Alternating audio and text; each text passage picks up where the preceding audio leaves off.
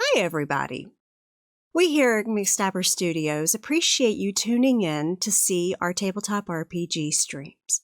Some of the content of our streams may be a bit mature and cause emotional responses in viewers.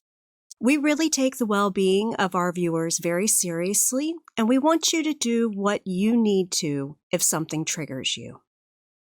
Mute the stream, take a break, or just skip an episode. Otherwise, if you decide to stay tuned in, we are available in chat during the streams to talk you through it if you need that. Thank you so much, and we hope you enjoy this game session.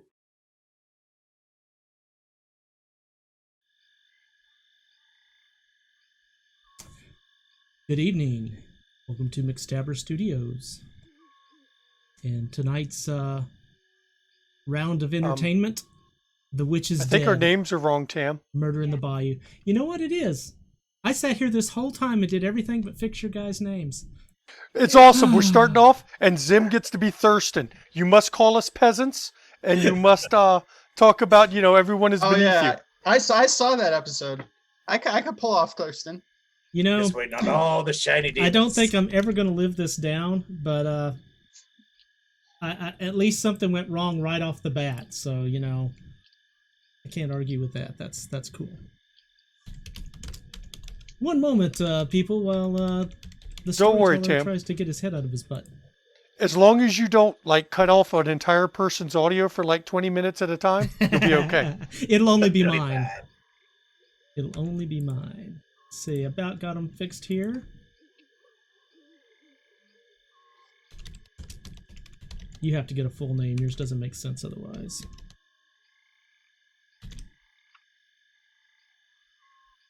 And bottom right. I'm supposed to be able to spell that. Okay, waffle. There we go. You said waffle? Right. Yep. Is that better? Everybody's name's in the right place now? Yes. Oh, mine still says Storyteller Tam, but we'll go with it. All right. Secret Tamshu. Starting over. Catchy Bayou music. Mature content warning. Immature people on the screen. Here we are. All right. Welcome to McStabber Studios and The Witch is Dead, A Murder in the Bayou. Tonight, we're playing under the one-page RPG, which is showing on the screen there. The Witch is Dead. The rules are pretty simple. Each of these wonderful people will play a cute and cuddly woodland animal that has been pre-selected for tonight's adventure. On Roll20, they have their character sheets, and we will have a few maps tonight, but they're more for reference than actual size, but whatever, we'll use them however we need to. Each of our characters have 4 traits. There is clever, things like how do you interact with humans. Fierce, being scary. Dragging, pushing, carrying, biting. There's sly, sneaking, stealing, and hiding things. There's quick, outrunning, climbing, evading, and so forth. Now, I'll get into how to use these stats more as we go on, but the key of it is, the higher the number, the better your character is at the skill. Now, you're more than just your cute and cuddly average woodland creature. You are, in fact, a familiar to a witch.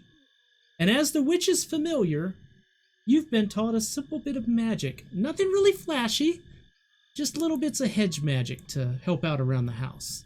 So each of you, please roll a d10 for me, and let's find out what your spell is.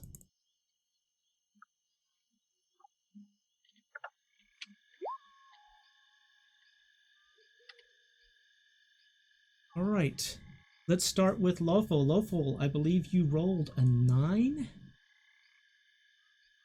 which gives you. Is it roll 1d10? Yeah, /R space d10. Oh, slash. Okay. Yeah. So, Lofo, you have distract, confuse. Now, how this spell works is up to you. Let's see who's next. Dawn, give a shit. You have plant growth. Owlsy, I love this. It's going 987. This is great. Alzi, you have tidy, clean, mend. Charlie the Magpie, you have speak human. I mean, come on. What else is a magpie going to get? Perfect role. I mean, I'm an owl. I can speak. Whoo! Just saying. Prince Leopold, you have conjure dinner. Yes. You can always find a use for that one, I'm sure. Oh, All I'm right. sure. So we're going to go around the board a little bit and let the players introduce their characters, who they are this evening. And let's start with Charlie. Charlie, tell us a little bit about yourself. I'm Lance, and I'm playing Charlie the Magpie. That's about all I know about Charlie so far. Deep, deep. Prince Leopold. I'm Prince Leopold, but you can refer to me as Your Highness, or if you're French, you can call me the Dauphin. I was turned into a toad during an unfortunate fantasy trope disaster incident. The witch found me down by the pond, and she promised me to turn me back into a prince. Okay, Owlsy. Yeah, I'm Owlsy, and I like all the little furry critters. So, if something happens to our unfortunate little friend down below, no regrets. Don, tell us about yourself. I'm Don. I don't give a shit. I'm, a honey badger, and I'm all mad because somebody made this video and everyone on the internet saw it, and now they're like, he's nasty, and he don't give a shit. Look at him go slow motion, and I don't even run in slow motion. That voice isn't going to get irritating. And is it lawful or lawful? Lawful. Lawful. I'm going to go with that. I'm a hare. I'm fluffy, and I'm scared most of the time. Yeah. All right. Now, one more thing for each of you. As a familiar, you have one other special ability.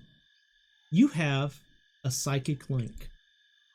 You can talk to each other inside your heads to a distance of about 50 meters or so. You can also speak to most other animals, but humans, most of them forgot how to hear you a long time ago. But some still can. Now, as a GM, I like to put a little bit of reality into my stories. Make it a bit more personal, give the background a tapestry, a bit of life. The best part of being a GM, though, from this point forward is I have plausible deniability, and you have no idea what I'm saying is real and what's just part of the story. Now, I'm a big city guy. I work in tech. Real techno-nerd kind of guy. But that's not where I started. I grew up in the bayous of Louisiana. In fact, the image in the background is Bayou Dorcheat. The place in the image is where the bayou almost took my life some 28 years ago. Our boat struck something under the water, flipped, and pinned me under the edge of the boat in 20-degree water.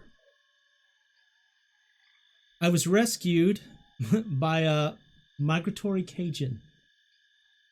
He heard the boom, chased me down, and pulled me out of the water. He then spoke to me for a bit. He crossed himself, said a few words to the spirit of the bayou, and took me to his home. Now, the spirit of the bayou, that's Queen Voodoo, the voice of the swamp. The lucky and the cursed can hear her voice in the still of the night.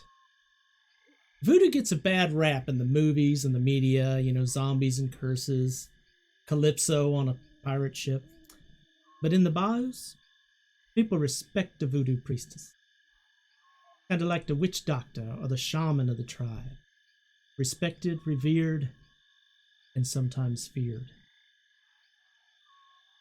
Now, the man who saved my life, as he rolled back to the shack, he spoke to me about life, the rules of the game, if you get my drift. And I remember him hang on a second, this doesn't feel right. Just a minute. What is he doing? I don't even know what's going on here. Just please don't say it's boring. I think he's getting a little bit more redneckified.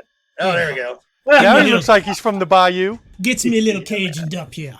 All right. There we go. Now You're he missing said a to six-pack. Now he said to me, that's in the back of the boat. It's chilling in the bayou, being pulled along behind the boat, behind the pirogue.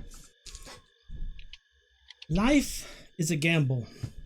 We all live at the roll of a die, yeah? Sometimes the roll is high. And sometimes, we roll like Steve. But we add to this the skills granted to us by God, eh? And if we can be, say, clever, that can make our die higher, yeah? Yeah? But sometimes, even with our skill, our roll she not so good, yeah? We cannot win everything, Nispa. So we have in life this cup. It is a cup the world holds. And when we fail, we missed a cup. It adds a measure of danger to our life, yeah? You try to catch a gator by the tail, he slips loose. You got some danger in your life, yeah? You try to fight that gator with your oar, he bites it in two. More danger, yeah? As that danger grows, the roll of your dice becomes risky. And when your skills and your die don't meet your danger,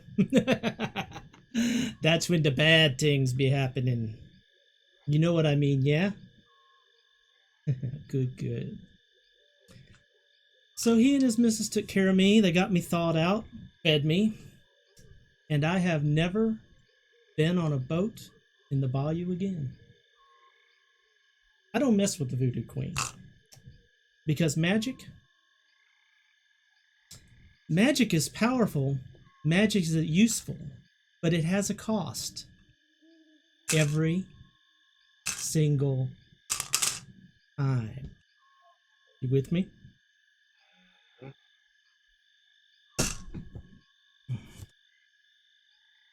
So I'd say, let's begin, but throughout this all, we already have. I hope you were listening. So instead of beginning, let's just say, laissez les bons temps rouler. Can you hear the still, calm voice in the back of your head? You're in the bayou. The sun has fallen. The fog is rolling in. You're a ways from home, fetching things for the missus. Charlie, what are you doing right now out in the bayous, away from home?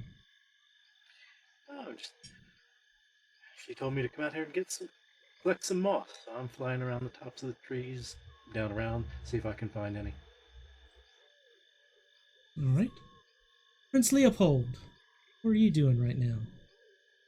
I'm a relatively new toad, so I'm down by the pond just kind of practicing my whistle. I'm not very good at it yet. All right. Lawful, what's going on with you? I'm just hopping around, taking a look, see if I can spot someone. And whenever something moves, I'm just quickly running away. All right.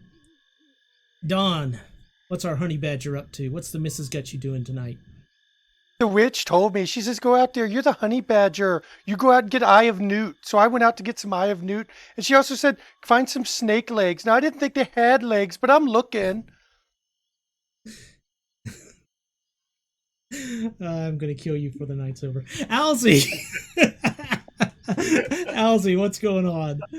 Oh, I'm just flying around, getting rid of a little rat infestation. Oh, there's a big one. Oh, never mind. That's my friend. Never mind. Don't eat him. All right.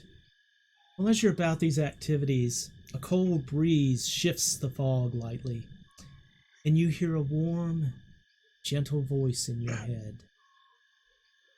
He's cold in the swamp tonight, yeah? Listen, Shah. There's a dark soul walking the swamp. You best be looking out at your missus. Get on back to the chaise, yeah?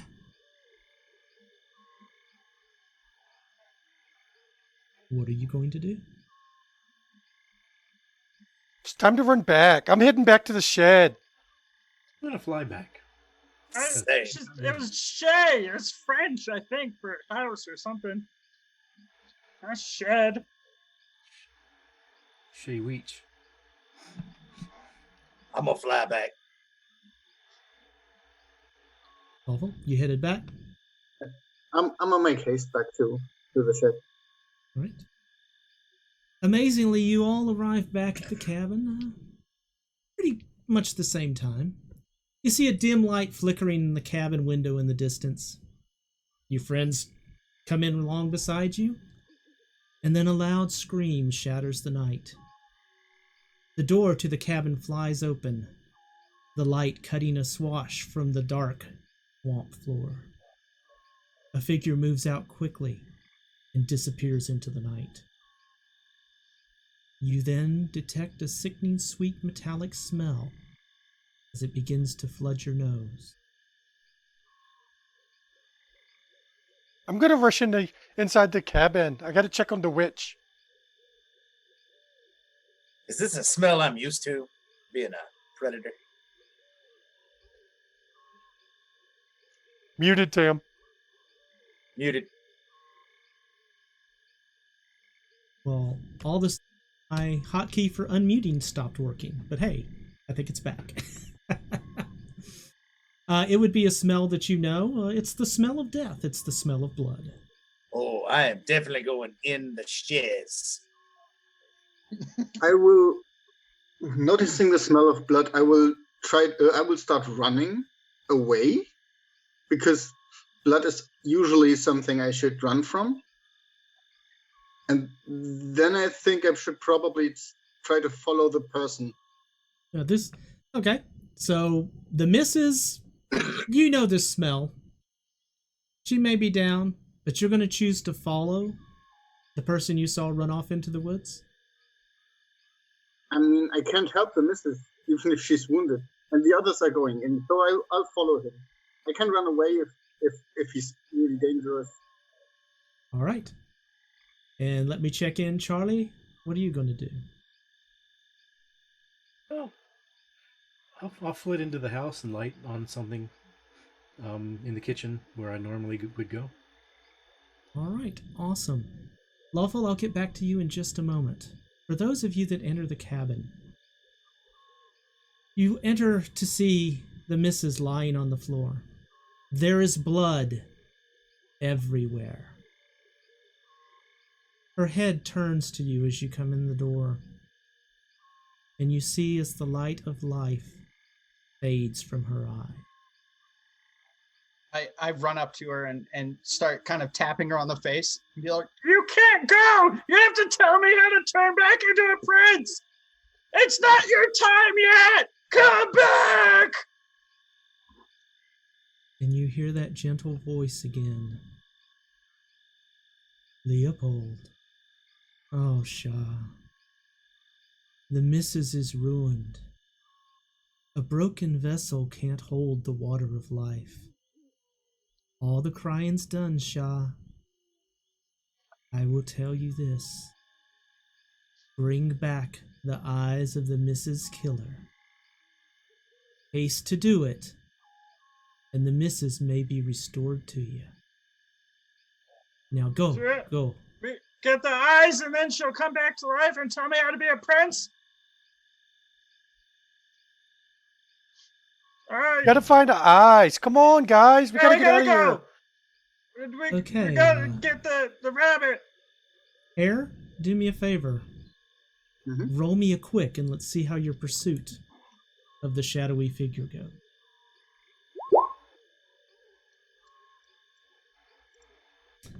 I'm afraid that's too low for even a simple task. The target for those tends to be a 6. So the first thing is, you fail at your pursuit.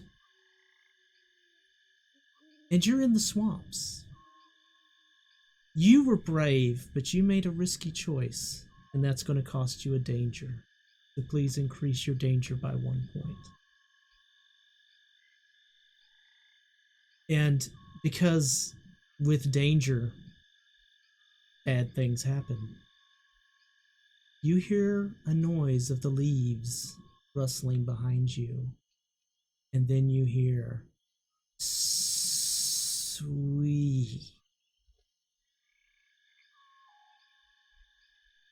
As you turn, you see a large snake approaching from behind. Bolt straight ahead. So you're going to attempt to evade. Is that what I'm getting out of this?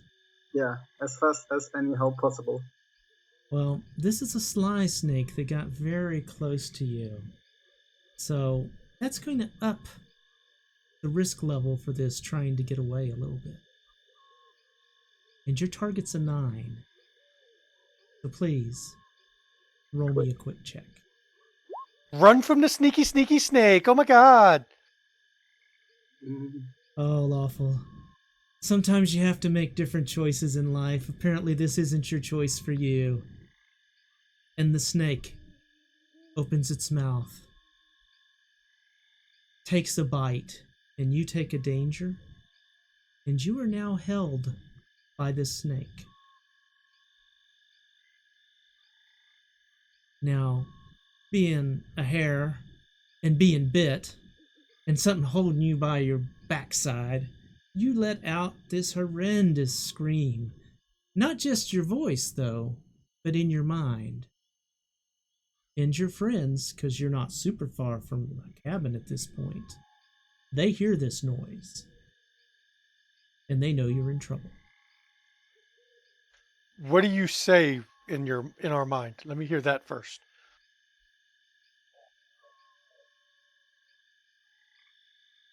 Let me know. Lawful, what did they hear?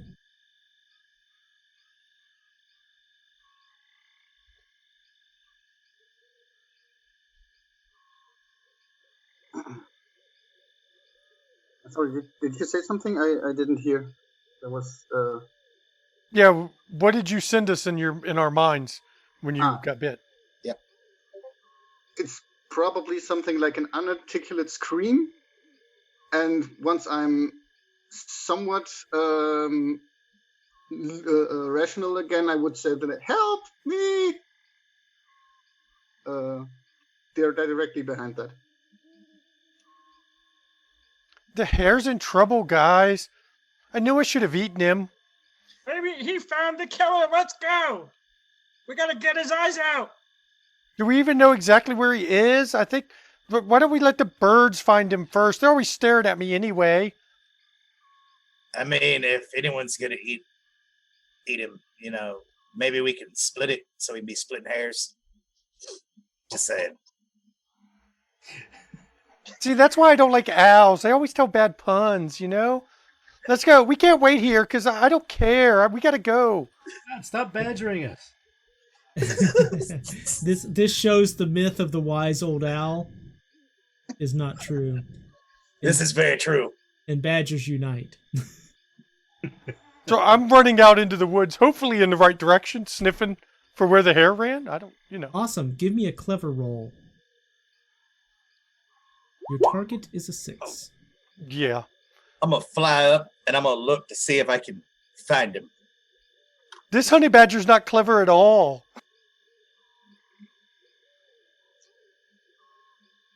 It didn't scroll up for me. Now, fortunately, that wasn't a dangerous roll for you. Although it does put Lawful in a bad situation. Because you go off running in the wrong direction. Matter of simply didn't fact, give a shit. you went running in the absolute opposite direction of where the noise came from. It's because he don't give a shit. Alzy, Charlie, Leopold, what are you going to do? I'm gonna try to fly up and see if I can find my little friend. All right.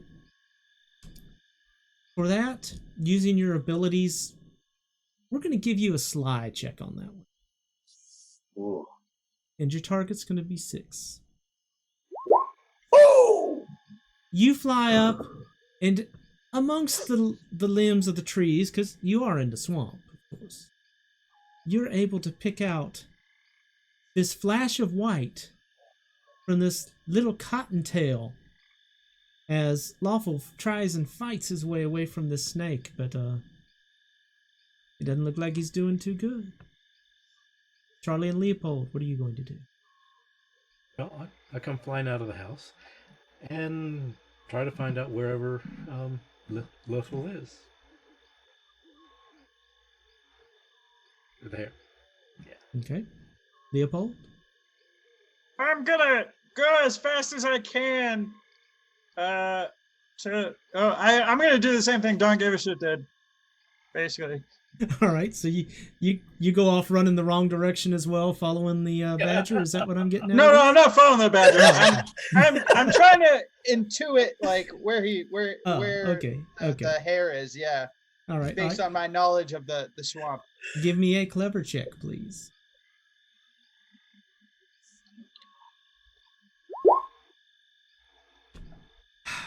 Once again, I guess I am following him.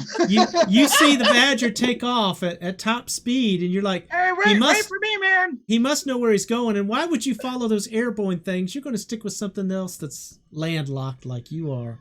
And you take off after the honey badger. Alzy, you can see him down there. Are you going to let anybody know what you see? Yes, because it's got sharp, pointy fangs. So I'm going to say, it's over here, guys. All right. Well, with that, Alzy and Charlie are able to dive right in to where Lawful is. And there they see the snake. And they know her. This is Sonette de Khan, the water moccasin that lives in the area. And she has got a grip on Lawful like you wouldn't believe, and he is screaming his head off. Son, what are you doing?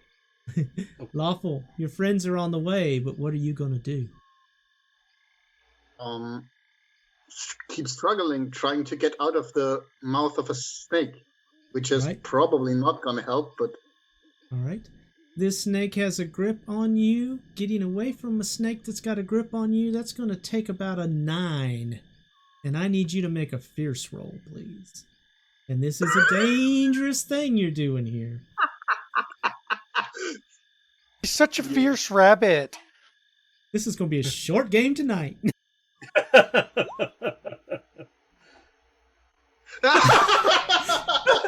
And we all think, oh, this rabbit's not going to do too good. But Alzy and Charlie, as you come swooping down, Lawful flips over. And with that 9 he just rolled, he kicks that snake so hard in the nose it dislocates its jaw. The fangs come loose. He goes skyrocketing about 4 feet away. Sonette, with a bloody nose, curls up and goes, "You didn't have to do that. I did? I was just playing with you." That hurt. I did. Oh, it's late and I'm hungry and I just needed... Do you know how long it's been since I've had rabbit? I just needed a taste, sweetie. I wasn't going to hurt you. I'll try to look at my butt where she bit me. Am I bleeding? Oh, definitely. But sweetie, if I wanted to hurt you, I'd have injected you with poison and you'd be dead already. But I'm hurt. But you gonna live? What you in such an all-fired hurry about? I was trying to follow the guy who came out of the mistress's house. I was curious. At this point, Charlie and Alza, you arrive to hear this conversation between Sonnet and Lawful. What you doing trying to eat my friend? Hey, She curls up and hisses at you. I was just making a taste. Oh, a taste test. Oh, okay. Taste? I guess that'd be fine. You were just going to taste? I'm not swallowing that. Well, I ain't either, apparently.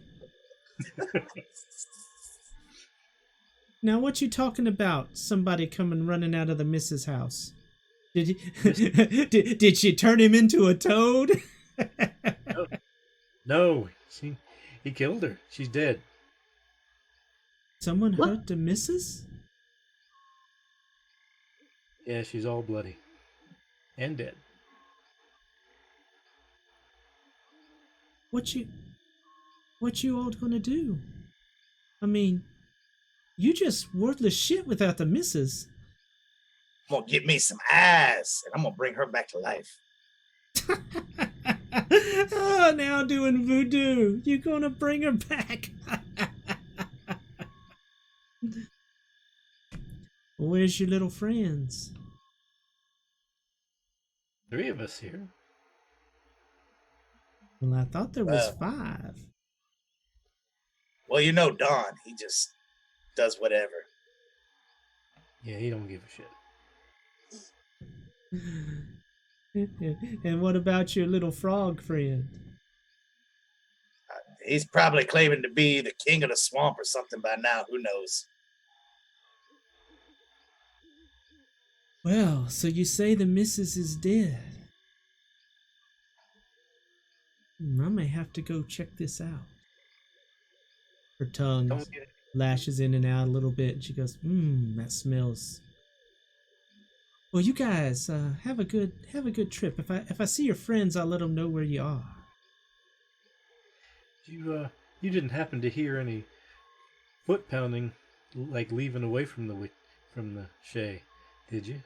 Well, I heard your friend the rabbit here thumping his feet along. I heard that for sure. But yeah, I think I might have heard somebody heading down towards the dock where the missus keeps her boat. With the mention of that, I'm gonna start flying toward that direction. All right. And I'm gonna put you I guys. will hobble behind. All right.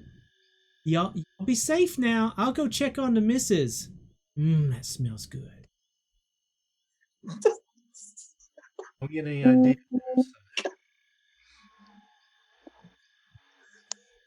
So, Don and Leopold, you guys have been hauling butt for a little ways. And you ain't found nothing yet. I think we're lost, Leopold. I don't know where we're going. I ran the wrong way. Why did you follow me anyway? Went the wrong way? Well, You're moving so fast. I thought you had like a compass direction thingy on this telepathic thing that we got. No, I was following the trail and the smell, but I think this is the old trail, not the new trail, so I ran out in the woods. Oh, damn it, Don. Do you even know where we are? I mean, this is like crazy out here. It's all silly. Not really. We need to go back to the hut then, but I don't know. Wait, is it that way? Or is it over there? I think if we just do a 180 where we're standing and just walk straight, we'll get back there. But I didn't run in a straight line. I kind of ran around, so... Yeah, why were you doing that, man? Because I don't give a shit. As you guys continue your hike, thinking you're going the right way, you suddenly come to the edge of the little island, and there's the swamp in front of you. The water, you hear it slosh, and you hear a large movement as something emerges from the water, coming your direction. Well, Lawful? Is that you, Lawful? I don't know. I'm not going to run, but if it comes here, you run, and I'm going to fight, because that's what I do. Yeah, good idea. You protect the prince. I'll back up a couple steps. As it gets closer, you hear this kind of noise, this ticking sound as it moves large amounts of leaves and detritus from the swamp floor as it makes its way towards. I'm going to sniff the air to see if I smell anything I recognize. Give me a clever check. Simple roll of a 6 will do. Oh, you sniff this and you're like, oh Lord, it's a nutria rat. And then the next thing you know, standing in front of you is a rat. Now this isn't your everyday rat. This rat is the size of a small dog. And it has these large orange teeth sticking out the front of its mouth. As it looks up at you and goes, oh, I shot you guys for dinner. You're not going to eat me. The witch is dead. I'm too busy. Well, what are you guys doing out in this part of the swamp? He followed me. I was looking for the hair. I wanted to see what was wrong. He was screaming. And then I couldn't rest, and I can't relax when someone screams in my head. You were looking for hair. You're covered in hair. My friend, the little rabbit thing is running around. Hey, I thought I told you to call me Your Majesty last time we talked.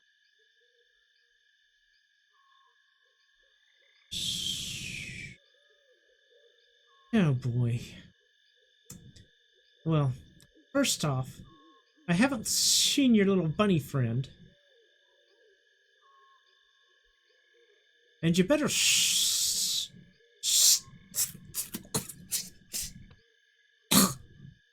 you better watch it this night. Because the gators are out patrolling the swamp. Oh my God, your breath, man. Jeez. Back up. What'd you say about the gators? What was that? Oh, he said awful. Gators. I don't like gators. I mean, honey badger don't give a shit, but I don't fight gators. I can't even bite them. You're just about bite size there. I think I'm going to go this way. I think... Come on, Leopold. I think the cabin's this way. Wait, which way are the gators, man? Hey, smart guy. Your cabin's over there. Oh, that's right. I knew that. I was just fooling with people. Yeah. Oh. Hey. Leopold. Oh my God, what? Just remember, if you see those gators, be sure to remember to tell them, Tati's gonna eat ya. It works every time. What? Tati? Dude, you're crazy, man, and you need to go see a dentist. I'm leaving. I don't need a dentist. My teeth grow and I chew them off on the rocks. I mean, my teeth are ever growing. You're nasty, bro. You're a frog. I am a prince, and I'm gonna be a human again soon. And with that, the nutria rat leans over. Shay, Dawn. Ugh. What? What do you want? Does he really think he was a human? He does. He's been driving us crazy for months now with it. He thinks the witch can change him back, but I don't know. She's dead. She can't change anything. I'm going to have to murder her when we bring her back, though, because she put this hat on my head, and I don't like it. Well, since she's deceased, you think I could live under the cabin now? Well, we're going to bring her back, but if we don't bring her back, sure. What? No room. We just accepted a whole squad of field mice. There's no room for you, man. Honey Badger don't give a fuck where you stay. Just stay under the cabin. No, kid. We're out of space. Check again next summer. All right, come on, I'll show you the way. And with that, he takes off, headed back in the direction he pointed to as the cabin. Why'd you do that, Don? You know that guy stinks. But, have you smelled yourself? You all stink. You smell like swamp. I smell like swamp. We all smell like swamp. Yeah, but he smells like furry rat swamp, and that's worse somehow. And the hair smells like dinner. So what? And you smell like swamp ass.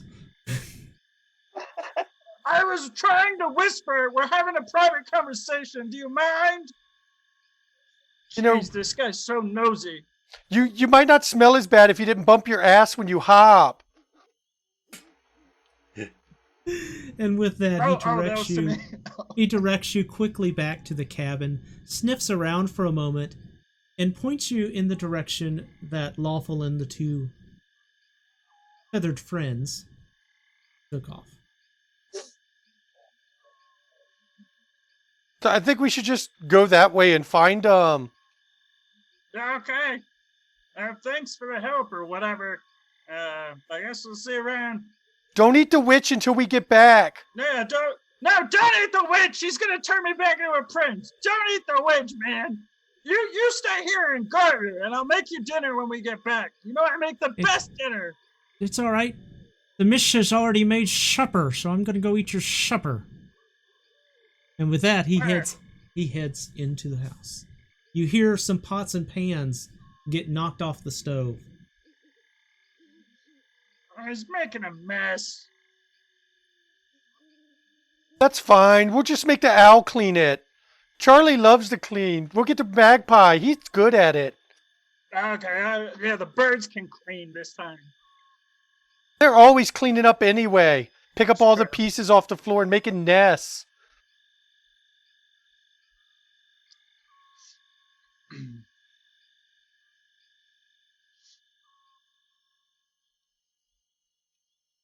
Tam's muted. Yep. I was updating the map. There we go. Okay. And Roll20's not cooperating with map position tonight, so let's see if I can get it in a nicer place. So, what a nice map. You guys are in a pretty nice area in the swamp. It's actually fairly green. There's some fresh water flowing through it. You all catch up with Lawful and the feathered friends. The fowls? No, they're not really fowls. The bird brains. You catch up with the quick one and the bird brains. That's spell play. And as you do, you approach the area, the landing where the missus normally has her pirogue at the dock. But it's gone. Where'd it go? What would you like to do? Honey badger don't swim. I don't know how we're going to follow him. Oh no, that boat's gone! We're never gonna find him! No!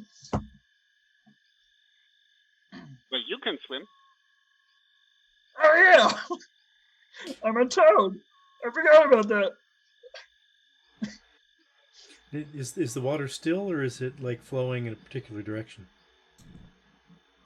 It's swamp water. It's primarily stagnant. Doesn't seem to have much movement in it at all. In fact, there's a green skim that you can just make out in the moonlight that covers everything. Any bare patches in the skim cover? Excellent idea. As you fly up a little bit and look, you can see a trail that has been cut through it that is slowly coming back together. In a few minutes, it'll be gone. But you can tell a boat definitely went that direction. Guys, I'm going this way, and I follow the trail. Come back and carry me! Come on, I can't swim. You're big and fat. Get the owl to carry you. I need to get stronger. I'm not carrying nobody. What was that? And I just follow along the coastline. Well, unfortunately, you're on an island. And everything around you is surrounded by water. We're going to go the coastline and go in a circle around the island So Lawful, and hope we catch somebody. Are you going clockwise or counterclockwise to return to the same place? That's a good question. I'll stay there then. Yeah, you guys hang on. Maybe we can make a raft, and I'll paddle really fast with my flipper feet, and we'll travel on the thing. See if we can find a log or something for you guys to ride on. I'll be your little engine. Like, Can't you guys just fly? we don't have wings, stupid. How many times we have to tell you, Charlie? Oh yeah, I didn't notice. Sorry. Yeah. Did you get turned into a magpie recently too? Well, No. just getting used to our bodies. I have always been a magpie. And I've always been an owl. Did you know the difference between a raven and a crow is one feather? So it's a matter of opinion. Oh! I'm gonna eat me an owl tonight. I just gotta eat him. I just want to clarify here, is the magpie splitting the party again? I just want to point out it works so Of course he well is. for He's the a hair. bird brain. They always split the party. Yeah, I'm probably pulling out a little bit ahead of the rest of them. Then you're obviously not Steve, because we all know. Anyway. All right. Those of you on the beach who are attempting to find something to use as a raft, please give me a clever check. This is not a dangerous feat at this point, and your target is a 6.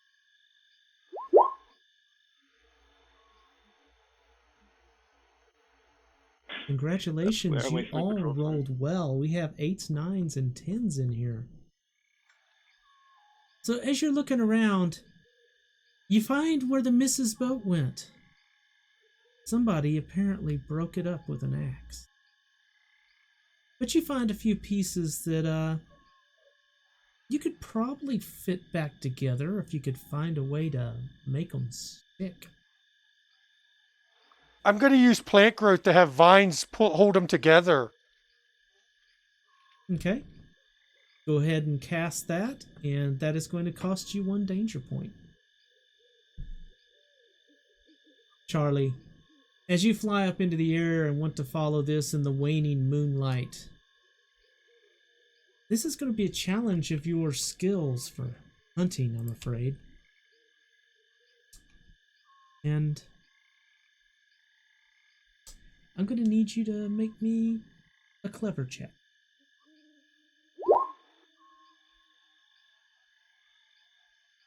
Unfortunately, 6 is the low for a clever check. Oh my god. So you fly out a ways, and suddenly you're distracted. You suddenly remember, I haven't eaten yet. It was supper time. And I'm hungry. And then you catch this smell on the air. You remember one day the missus made this pie. Oh, this was a good pie. She had these berries that she picked. And she said, you know, this is the most dangerous pie in the swamp. But oh, it was a good pie. And you smell those berries in the air right now, Charlie.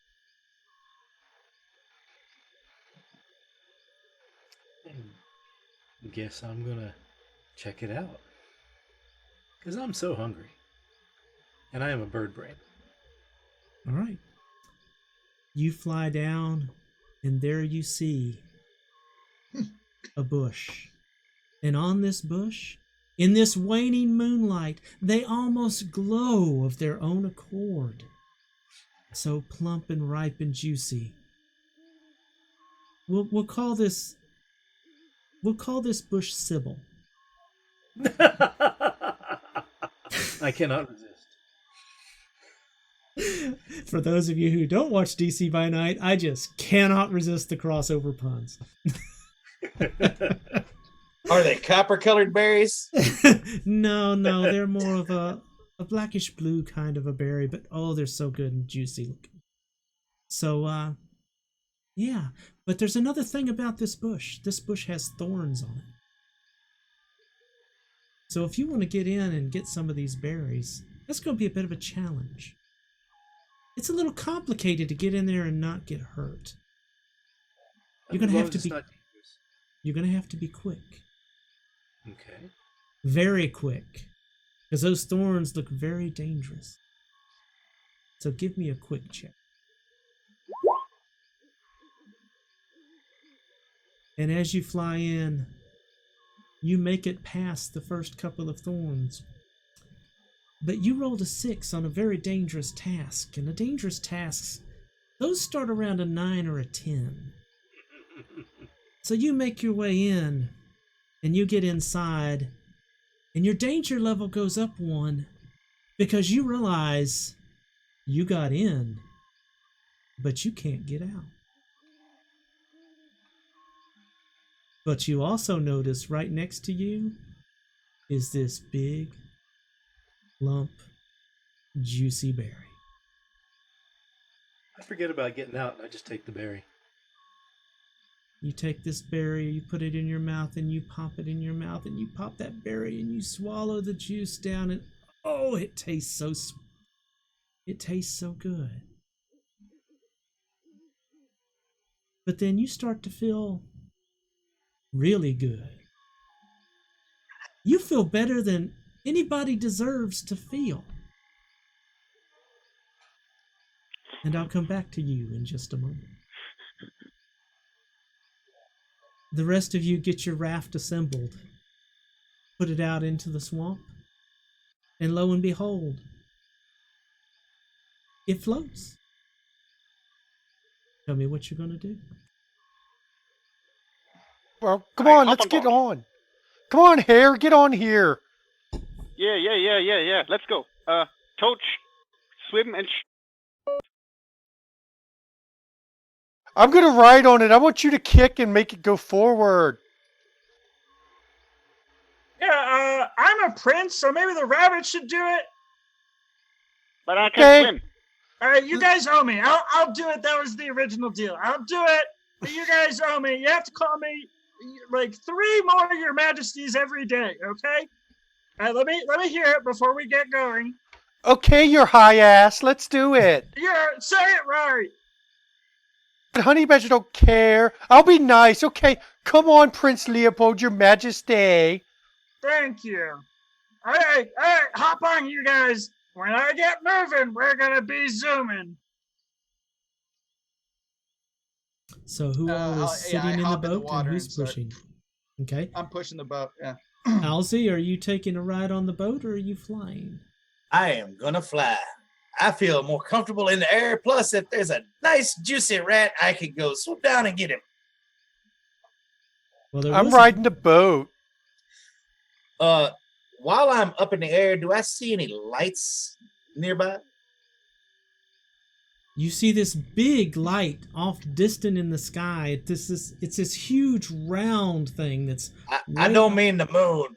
I don't mean the moon. I mean like a torch. Well, there are also these little tiny lights up in the sky. Not the stars. No, not the stars. Not the stars. No. Dude, you in the middle of the swamp at the witch's place. There ain't no lights. I just making sure.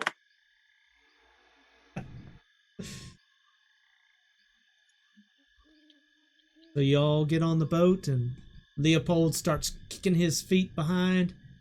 And Leopold, I'm going to need a fierce check out of you because it's going to take a lot to push this fat-ass badger and this bit-ass rabbit.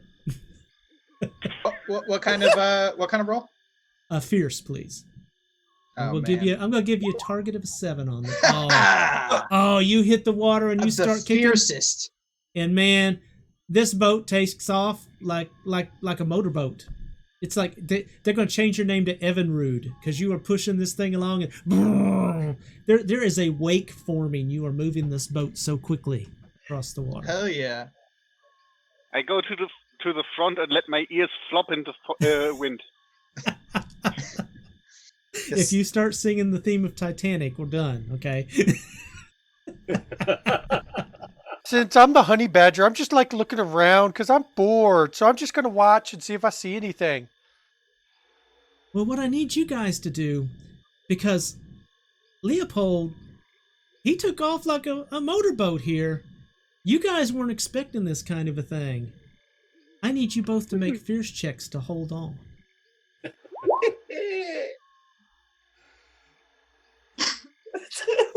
It's a good thing I could actually swim. Lawful, you make it to the front of the boat, and like you said, your ears are just flapping in the wind. Feels so good. You don't even notice when Dawn goes flying off the back of the boat. Flies right across the top of Leopold and lands in the water behind him with a splash. I'll just start following them because honey badgers can actually swim. I just didn't want to. By the way, you're going to take a danger point on that failure because you are now in the water, struggling. But now my fur's all wet. I'm not happy.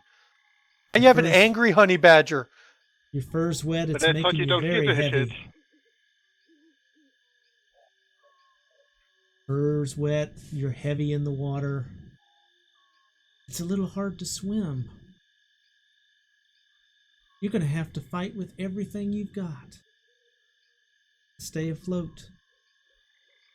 Are you going to cry out for help, or are you going to try to swim? I'm going to swim. I don't ask for help. Honey badger don't need help. He just swims. All right. Because you're a honey badger and not really a swimmer, I'm going to need you to make a fierce check with a target of 8. Oh. And that's a roll of 7. So that's going to take you up another danger level as you are kicking and you go under and your little paw sticks up out of the water. 1, 2. And as you come up for that third time, you know you're rescued. You must be rescued because you hear as something swiftly moves in the water behind you that must be coming to rescue. Alzy, let me know what's going on with you for a moment. I'm just gonna be kind of flying around, looking to see if I can find like someone on a boat in the area. All right. I'm going to need you to give me a clever check. That meets the bare minimum. You don't find a boat, but you do hear some commotion going on behind you. You hear something that sounds like it's struggling in the water. And you also catch a vision of something black and white flashing a little bit. Looks like it's inside of a bush.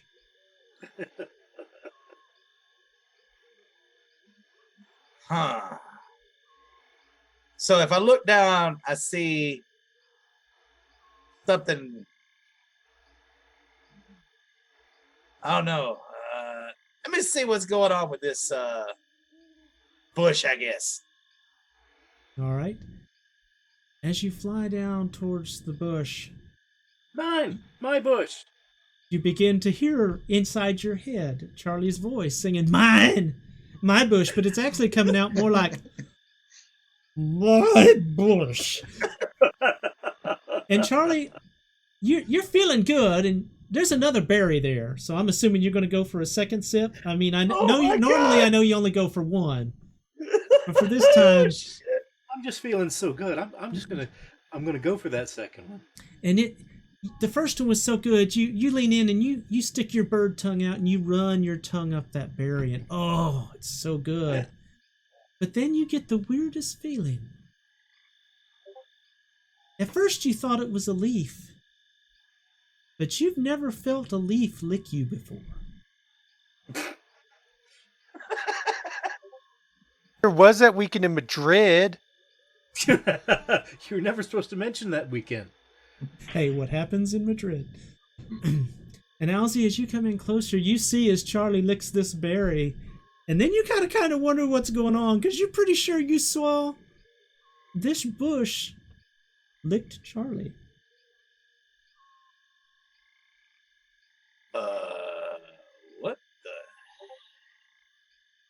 try to figure out how a bush licked my friend. Give me a clever check. I think that meets the criteria. That was a lucky 13, one of those great rolls. And Alzy, as you're looking at this, you catch the smell in the air. You remember this pie too. But you remember the missus said, "This is the most dangerous pie in the swamp." And then you remember her saying, "Because it comes from the hateberry bush." Oh, Lord. Oh, And the hateberry bush, it eats little birds and little badgers. The berries smell so sweet to get you attracted in, and once you're inside, the thorns hold you there. And it takes its time as it tastes you, and then eats every little morsel, and uses that to grow new berries. I'm going to kind of try to communicate with everyone and say, oh no, a bush is trying to eat Charlie. Leopold and Lawful, you have been moving enough that you're in range, and you hear Halsey say, "A bush is trying to eat Charlie." I don't know what they ate. They probably ate some weird berries or something. I've been paddling like with my arms out and my head in the water, and I like finally lift my head up. I'm like, Wait a second. Where'd Don go? Don? How'd you water. miss him fall off the boat? I was looking forward. Am I close enough to hear them? If they're talking in their minds, yes, absolutely, you can hear them. But they are You getting far away. You threw me off the boat. You know, I was going to say I told something. you I was going to go fast, but you didn't believe me. Well, because you're a little frog. You shouldn't be able to push it that fast. And I was going to say something, but I don't give a shit. So I'm like swimming. And I think one of y'all are behind me because I hear you splashing. And as You you know say we were in this, front of you. As you say this, Don, you feel as something rough. It almost feels like a tree rubs up against your leg. And it's a big tree because it goes by. And a little longer. As it goes by, I want to grab onto it and ride its back. All right, give me a fierce check. Let's see if you can grab onto this guy. It's going to take a 7. Awesome. You grab onto this log, and you are suddenly feeling yourself pulled along. But this log, it kind of shimmies for a minute. And then it rolls. And as it rolls, it takes you under the water and on top, and under the water and on top, and under the water and on top. And then suddenly, you hear a voice behind you. Adelaide! Adelaide, you done got something on your back! You need to give me a ride to my friends. Come on. I don't weigh much. And suddenly you see, as this mouthful of teeth, a mouthful of teeth that seems to go on for a mile, pulls up alongside you, and then you see this big little yellow eye look at you and blink and... Adelaide? Adelaide? You got dinner on your back! I've got to go save the witch. She's in danger. Come on. Just take me over to my friends. I might even let you eat the magpie. Hey, wait. Adelaide, quit playing with your dinner. Let's get back home and eat. It don't look like much more than half a mouthful for each of us, but... I know where there's some more food. Just take me that way. But I sure wish it would shut up. And the mouth pulls alongside, and you see the body of a 7-foot-long gator swimming alongside we your can dog. hear all this, right? Unfortunately, no, because they're talking directly here, and you could only hear what Don would forward through his mind. Oh, okay, okay. There's a person. I'll let you eat him. He has a lot more to eat. You'll have your bellies full when this is done. Come on. Take me that way so we can find him. He wasn't supposed to be here. This is our area. You can eat him. Little fella, that sounds too much like work. And one thing we gators don't like is work. And he But see these swims claws? I'll put them in your roof of your mouth and it'll make your mouth hurt. Do you like your mouth hurting worse? And he pulls back a little bit and opens his mouth. And you see that his mouth is bigger than you are. And he snaps his jaws shut with this mighty clack. And he says, "Try it." It's only if you try to eat me. Come on, let's go get the man. We're going to eat people. And You just wait. Take me over there and wait, and I'll run him to you.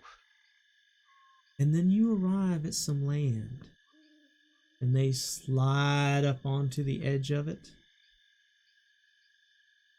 And at about this same point, on another part, a good distance away, you hear as your friends land on this same island, and you see Owlsy flying over this bush, looking at it like, those two need to get a room, kind of thing. And then the other gator rolls over and pins you to the ground. What are you going to do, Don? I'm going to tell my friends, come on, I'm on the island. I'm not far. Come get me. And since he's rolled me and I'm pinned, I'm just going to scream because I can't hurt a gator. My claws aren't that thick. So he screams out. And the gator leans over and, "You're gonna wake the babies. And then I'm gonna chew instead of bite. So I'd be quiet, little honey badger baby." I'm not going to stop screaming until you let me go. And with that, he opens his jaws wide and snaps right where your head is. And I'm going to need a quick roll to see if you can get out of this situation, or a fierce. Oh, don't roll till it's done talking. I'm not going to count that one. I'm not even going to look at it. I'm not even going to look at it because I'm going to give you a chance to live. You can do a That's quick, good because you can do a quick or a fierce. And your target's going to be a 6 because I'm going to give you an escape chance here. I'm better at fierce. Wait a minute. We're on the ground, right? You are on the ground, absolutely.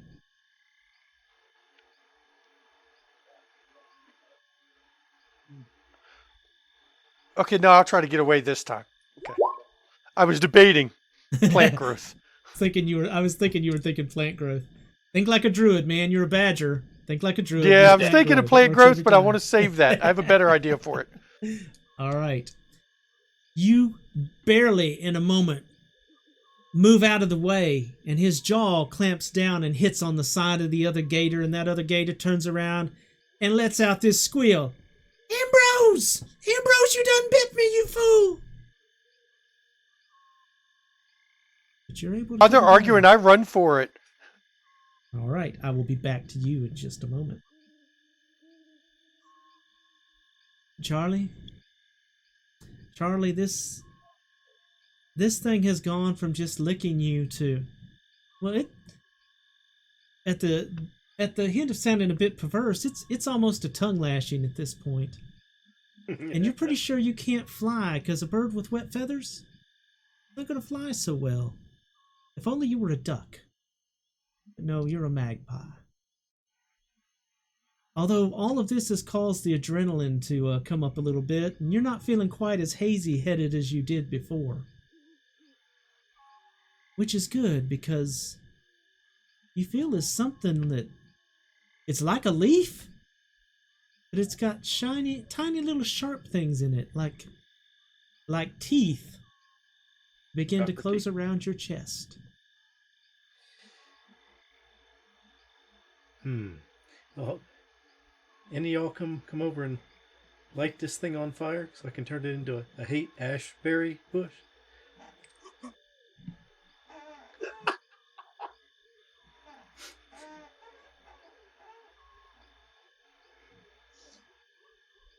Players, you have a plea for help? I'm right there by the bush, right? You are flying above the bush, and I will say that Leopold and Lawful are about 10 feet away on the edge of the shore, just to the side of it. I'm gonna. Oh, go ahead. I would hop closer to the bush and start gnawing on its on its trunk. All right. Oh, that is going to now you got to be careful because it's got sharp thorns on it. Now you might have heard that a little bit earlier, so I'm going to put a layer of danger on this. This is a dangerous thing to do, and I'm going to give you a target of being able to do this without getting injured badly. Okay, your target's going to be an 8, and this is going to take a fierce check from you. I'm gonna be like standing behind him, like kind of guiding him, like an annoying person who's like trying to tell someone how to screw something up. No, In that case- you gotta get it lower, man. Get In it a that little bit case, lower. your target is now a 9. Again, I'm joking. It's an 8. It's an 8. Ouch!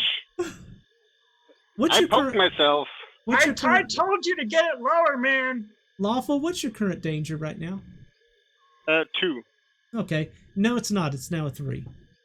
Yeah. And you get in here and you're able to start biting the trunk, but what you didn't expect is the trunk bites back. Ow!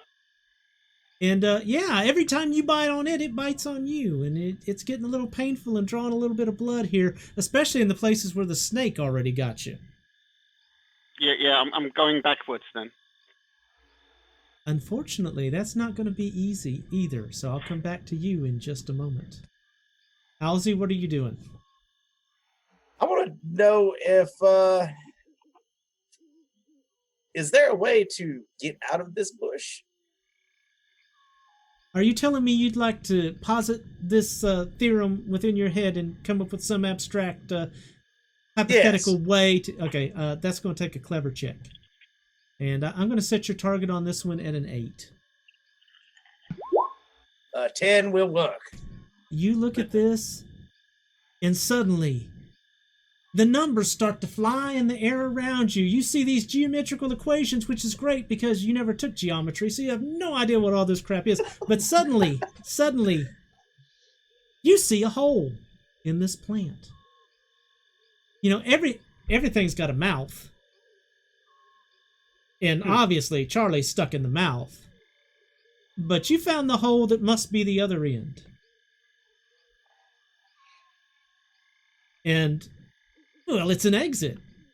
So there must be some way to direct Charlie to go out the exit.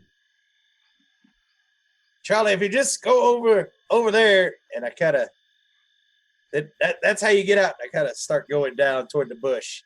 I'm not touching that bush. Not one bit. Nope. All right. So Charlie, in your slightly hazy, mildly intoxicated state, you get instruction from Alzy to basically look for the bush's anus. and make your way out the evacuation tunnel. That ain't the right way out. Oh. You better Is there a little pile of bones there, by the way? Oh yeah, there's definitely leftovers all around. I'm gonna kind of. Is there any that's like fresh?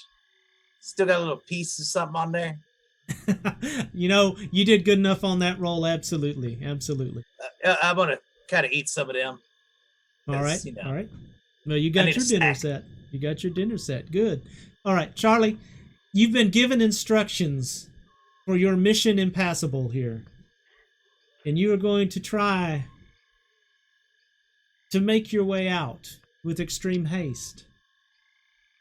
But this is not an easy path. It's a long, twisty path. It kind of goes on for like miles as it folds back and forth on itself. And that's going to take a sly roll with a target of 8.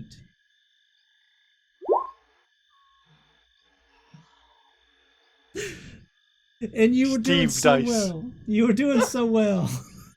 But number 1, that's going to cost you a danger. Okay. And you make it close to the end. The end is in sight. But suddenly, the plants, the leaves around the exit tighten up and close, and you find yourself once again trapped.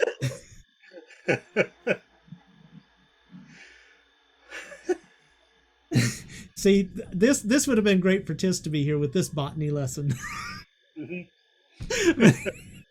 I think we'll call this Preparation H for the plan. Yeah, Preparation H.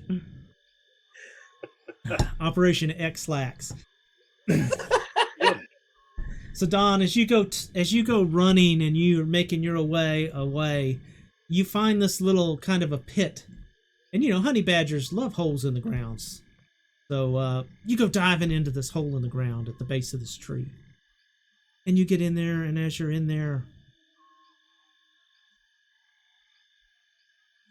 something smells good. And as you kind of feel around and check your way around, you find these little ovular-shaped stones. But they smell good. I'm going to use plant growth to close the entrance so that they don't come in and get me when I eat their babies. Pop me a danger on there, because both things you're doing are dangerous, but you only earn 1 for using magic.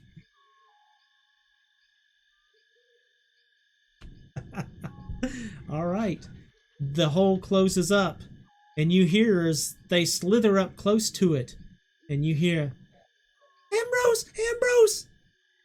That beastie thing's in there with our babies! What you gonna do, Don? See, you should have been nicer to me. Now I get to eat your babies. What are you going to do? Eat the ugly one.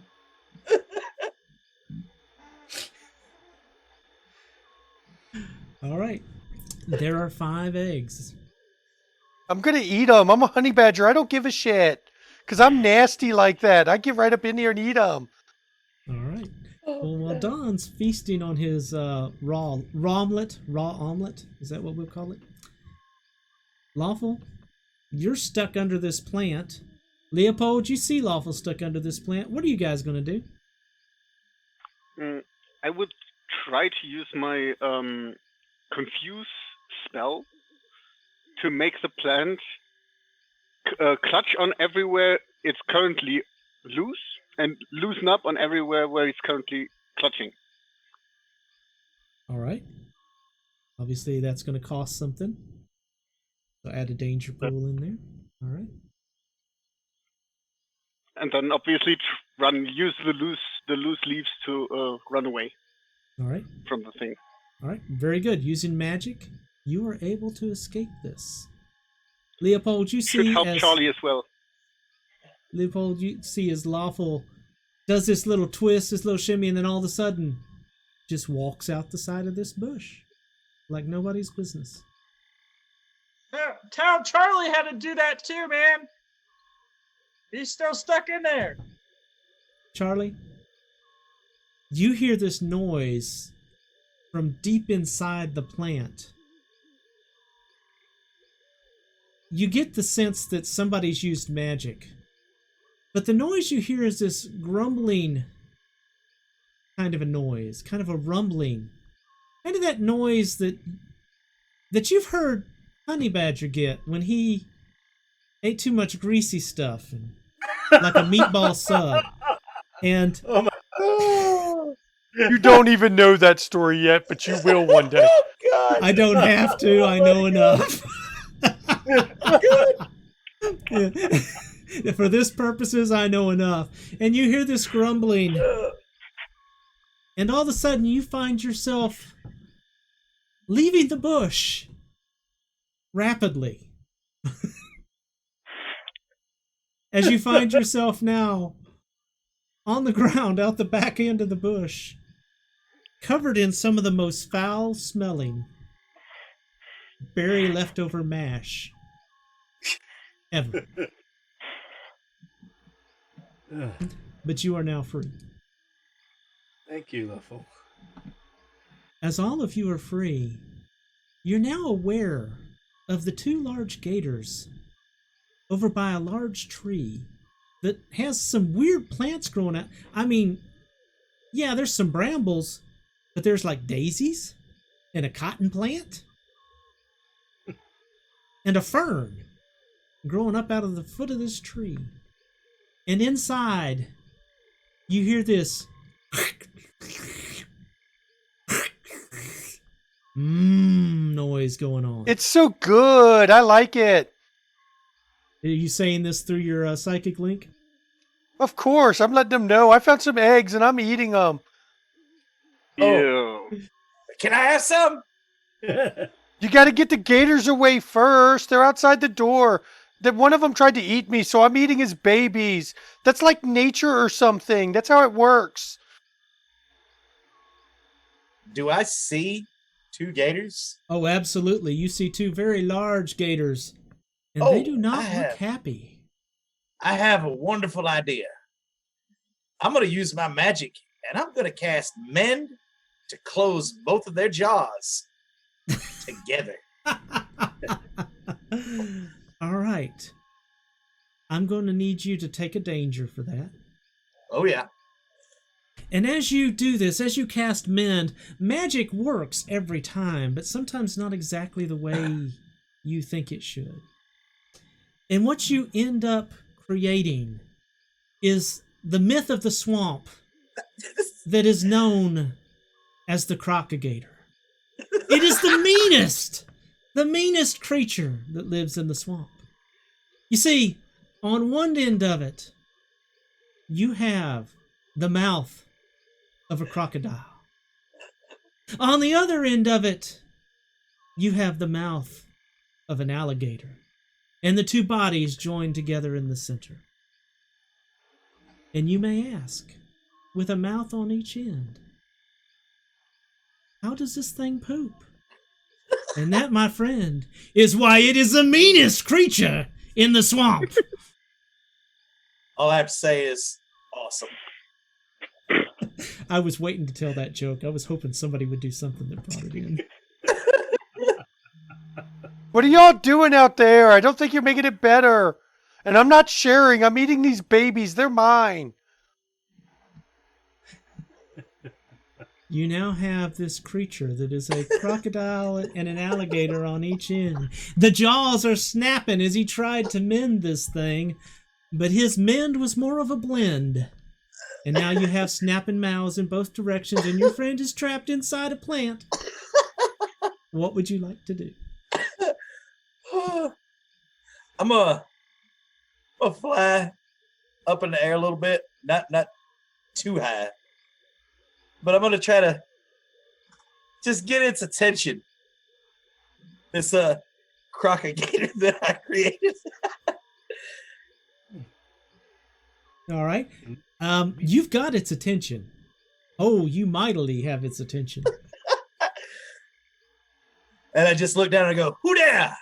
And then I just keep flying, trying to lead it away. That is the most Bayou owl I've ever. Most owls say "who." A Bayou owl says "who dat?" That's right. Who there? Who there? All right. In the name of, in the words of a great coach from Louisiana. All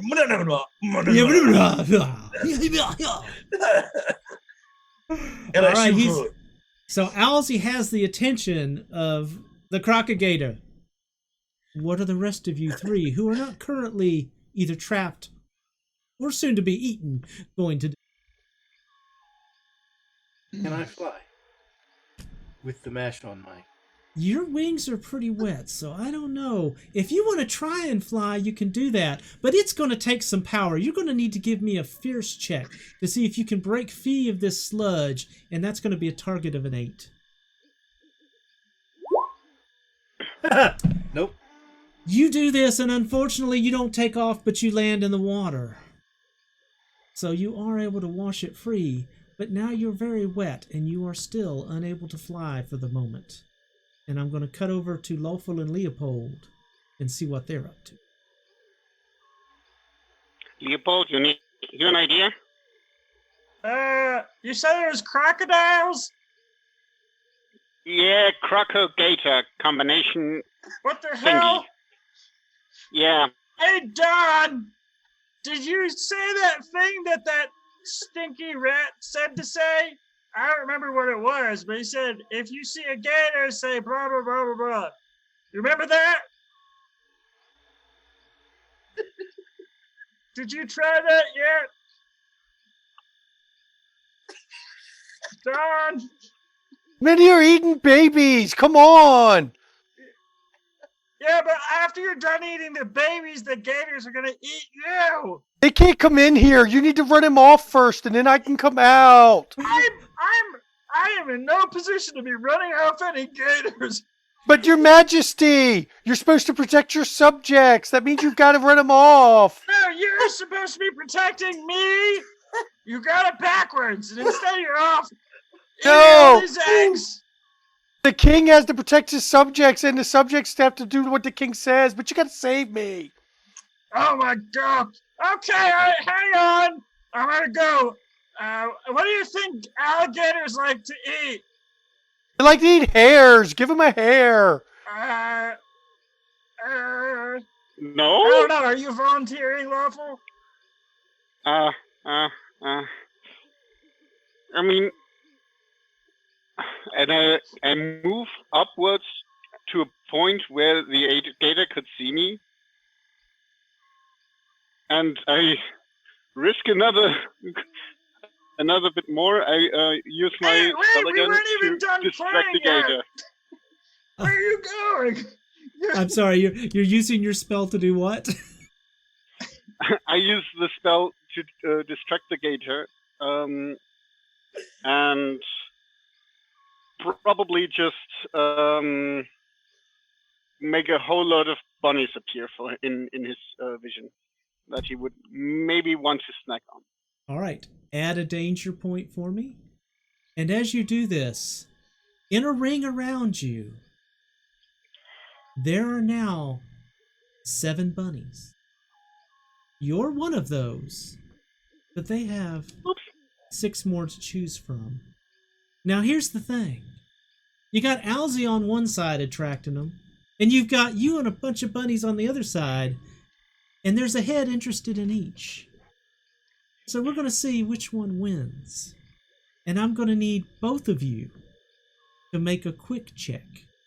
Your target is 7.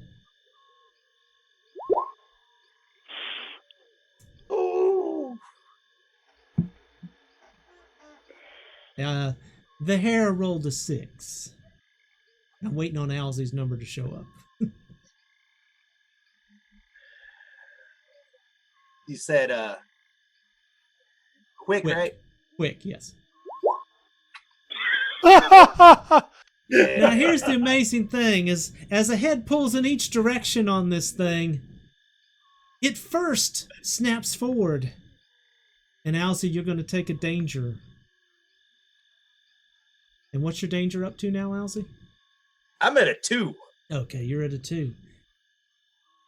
And it knocks you to the ground and gets a couple of your tail feathers in its mouth.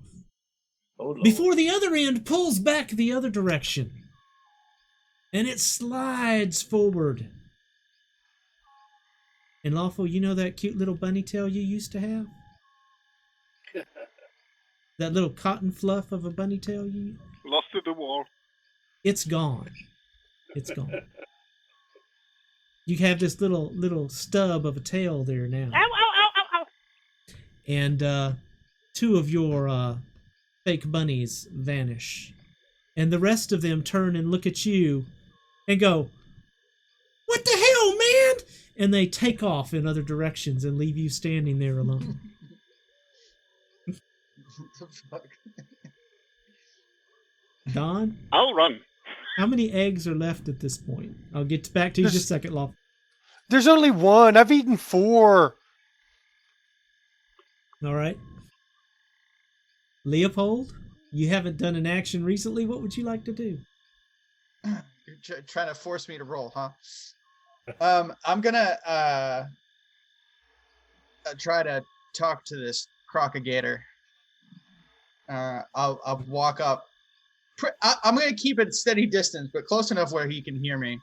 Well, I have come to reason with you so that me and my friends can go find the witch and I can turn back into a prince. I propose that I make you a dinner. At which point, first the crocodile head's going to turn towards you and go, "But it's eating my babies!" He did And then you it's a gonna favor. flip around. Kids are expensive in this economy. And with that, the other side's going to flip around and go, "Yeah, but I have to live with this thing, and she likes her babies." Yeah, well, I bet you guys like fish better. And I'm going to put you on hold for just a second. Charlie, what's going on? Okay. Well, with the crap washed off my wings, can I? And at this point, am I able to lift off a little bit? Why don't you give me a fierce check? I'm going to make it a little bit easier on you. It's going to be as simple. That is a roll of 6 or better. No danger in this one. No And danger, you- and he rolls well. And you flap your arms and you roll. And you just take off into the air.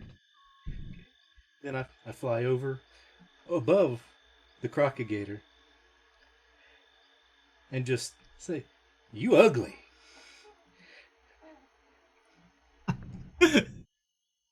Alright.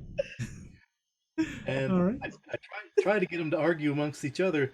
"I'm not ugly. You're ugly. No, you're ugly, not me."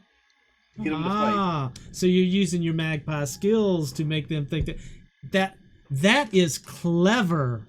Give me a clever roll, please. Oh, Wow. And all of a sudden, Leopold, as you're talking about dinner and you've got them going back and forth about my babies, and I got to live with this woman, and then you hear, "Oh, you're talking about this woman. I'm talking about you, woman. What do you mean? It's our babies. The woman I never wanted to." And you see as they go, and here's the thing, they're arguing back and forth, and they suddenly begin to spin in a circle as they're going at each other, trying to have this conversation. And in this spinning, they end up moving off a distance, and they are now a good 20 feet away from you guys as they continue to argue amongst themselves. What would you like to do?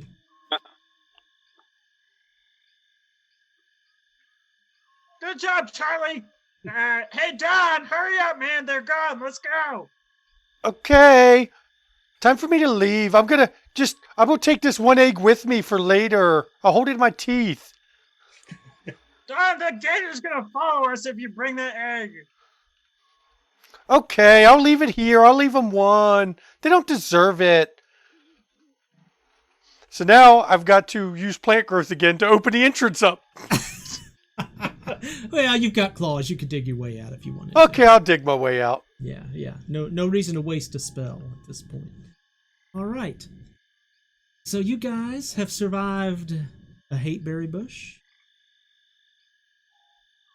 a small interaction with Sonnet, the water moccasin, the attack of the crocagator, a creation of your own intentions. Oops. And what we're going to do at this point is we're going to take a 10-minute break. Now, the good thing is I didn't get to make a mid-roll for this, so we're just going to use the Black Death mid-roll. And we will be back. We will be back in 10 minutes.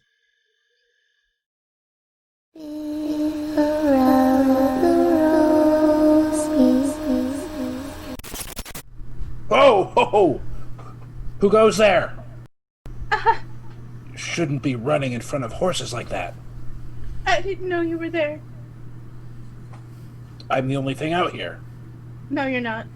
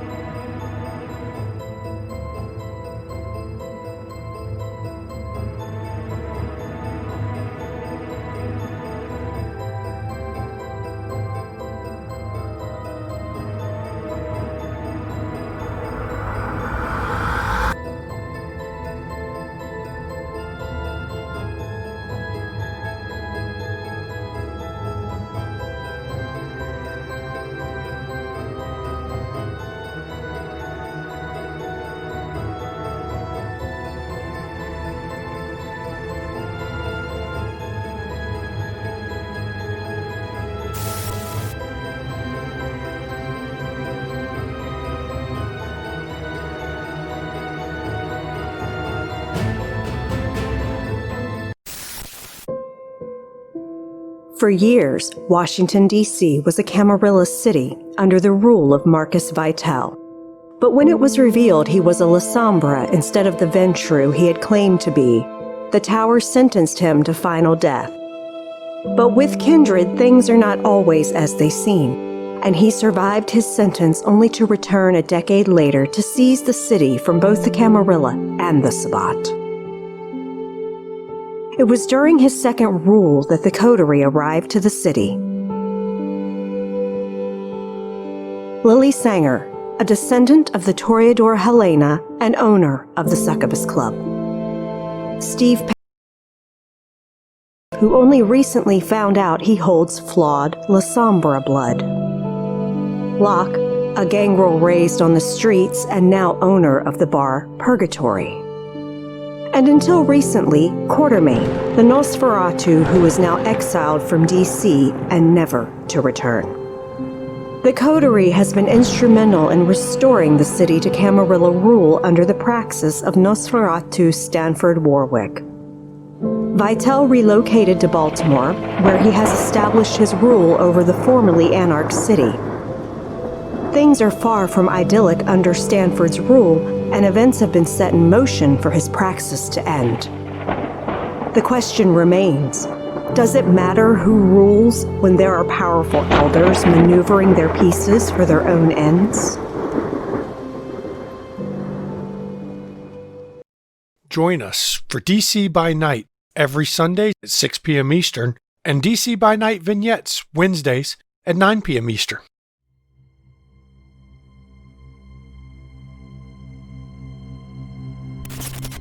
He continues to turn, and the light gets brighter and brighter, and then suddenly you hear this noise, and then this bubbling and sucking of air.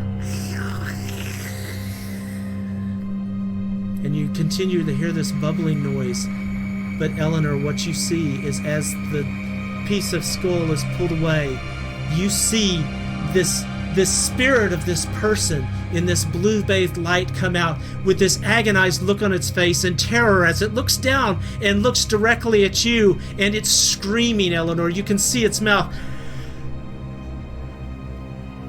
And then the doctor leans forward, and you see as he leans in and goes,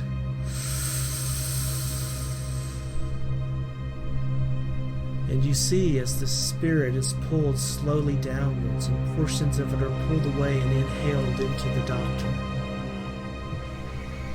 No, don't do that. Stop.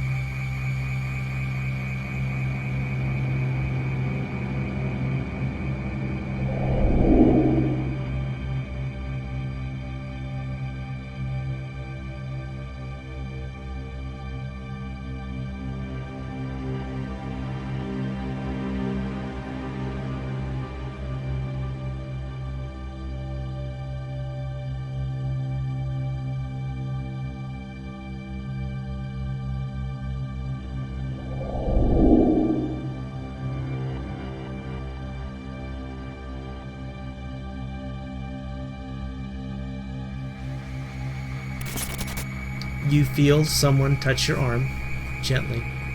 My eyes will flutter open a little bit. You see a face staring back down at you. A man who put you through hell for 3 days. Gray is sitting at the bed. Hey, sweetie. Well, I guess we didn't have to be so cautious with the merchandise after all. We could have had much more fun on the way down here. I scream. I can't deal with it anymore. I scream. I believe letting that woman leave with that man is one of the greatest sins any of us could ever commit.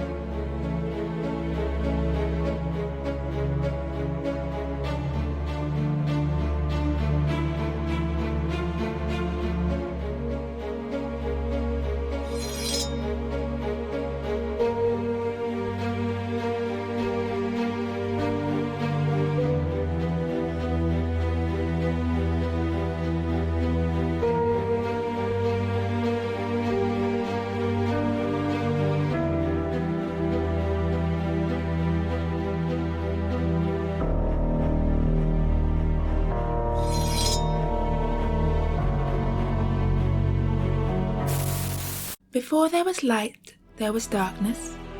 Before there was order, there was chaos. An endless war between the gods and their enemies. A war the gods could not win. Till a champion arose, wielding a weapon of otherworldly power.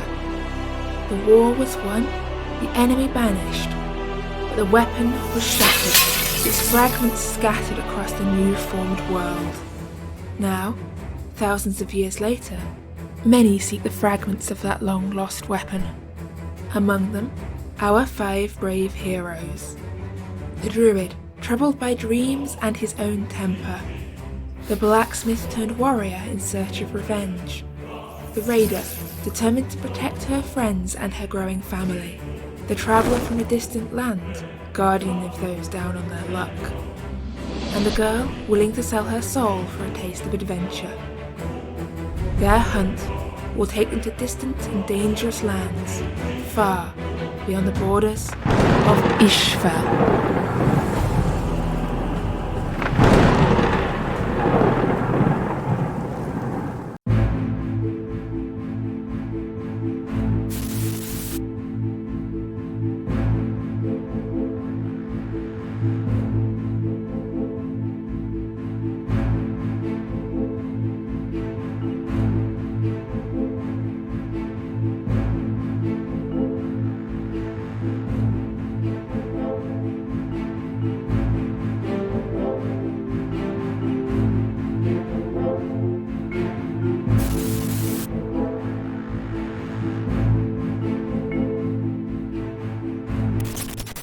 The following stream contains mature language and themes.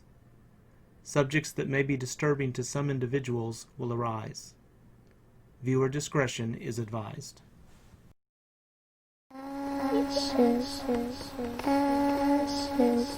We are dead.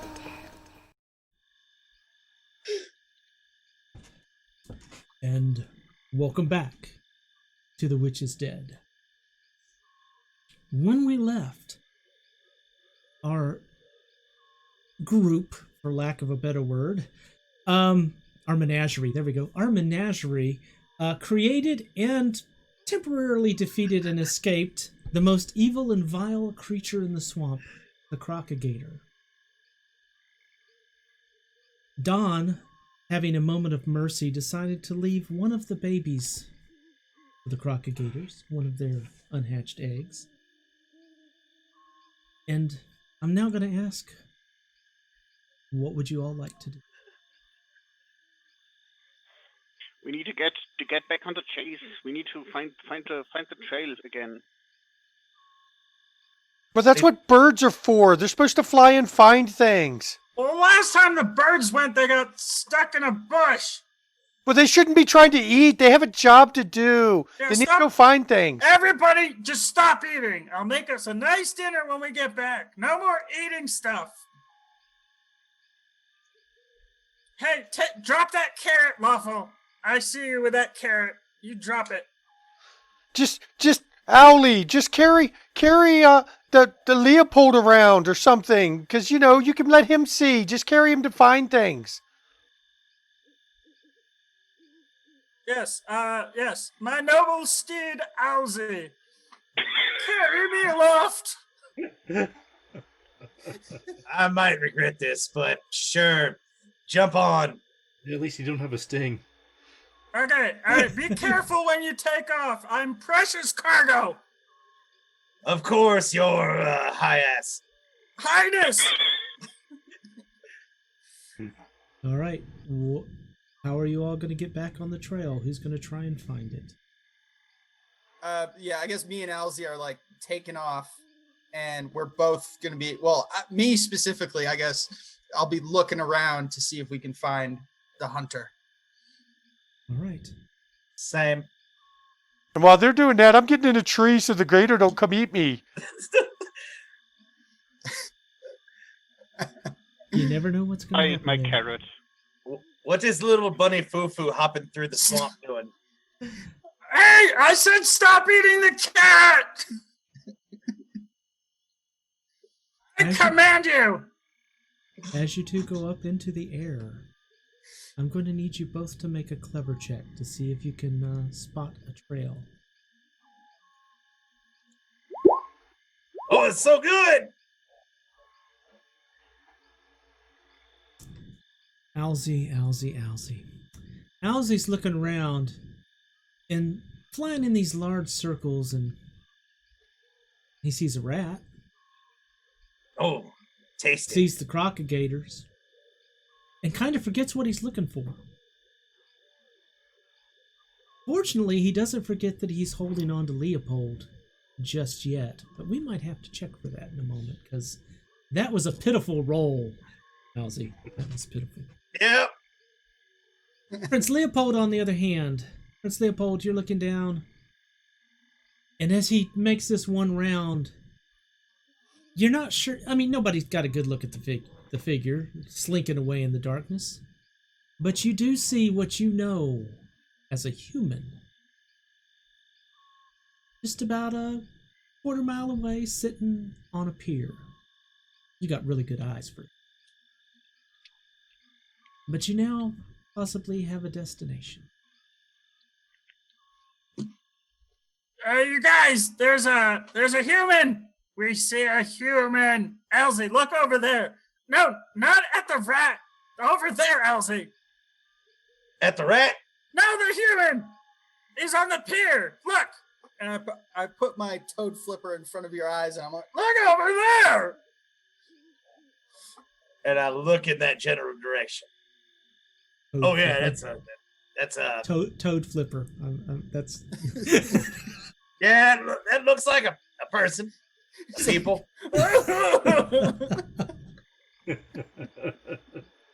All right, what you guys gonna do? Did you find anything yet? Come on. Hey guys, we found a human. Yeah, where? Over by the pier. Yeah, where? Where's the pier? The pier is straight. Yeah, Charlie, fly overhead and show us which way to go. We'll follow you. Just don't fly away. Okay, I'll try going over that way. It's like it's further away than it appears. I was waiting for that. Wow. Well, you guys travel over and find yourself at the end of this wood walkway. Sitting on this wood walkway, about halfway down, I'm going to ping on the map if you can see where that is, sitting about right there. You see a smallish human.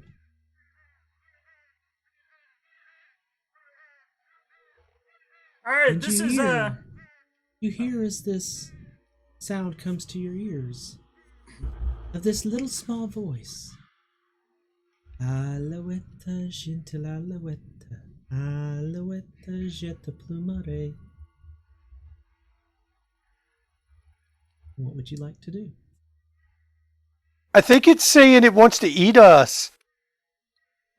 This is one of my people. Let me deal with this guy. Owlsy, set me down. Oh, I think that's fixing to happen.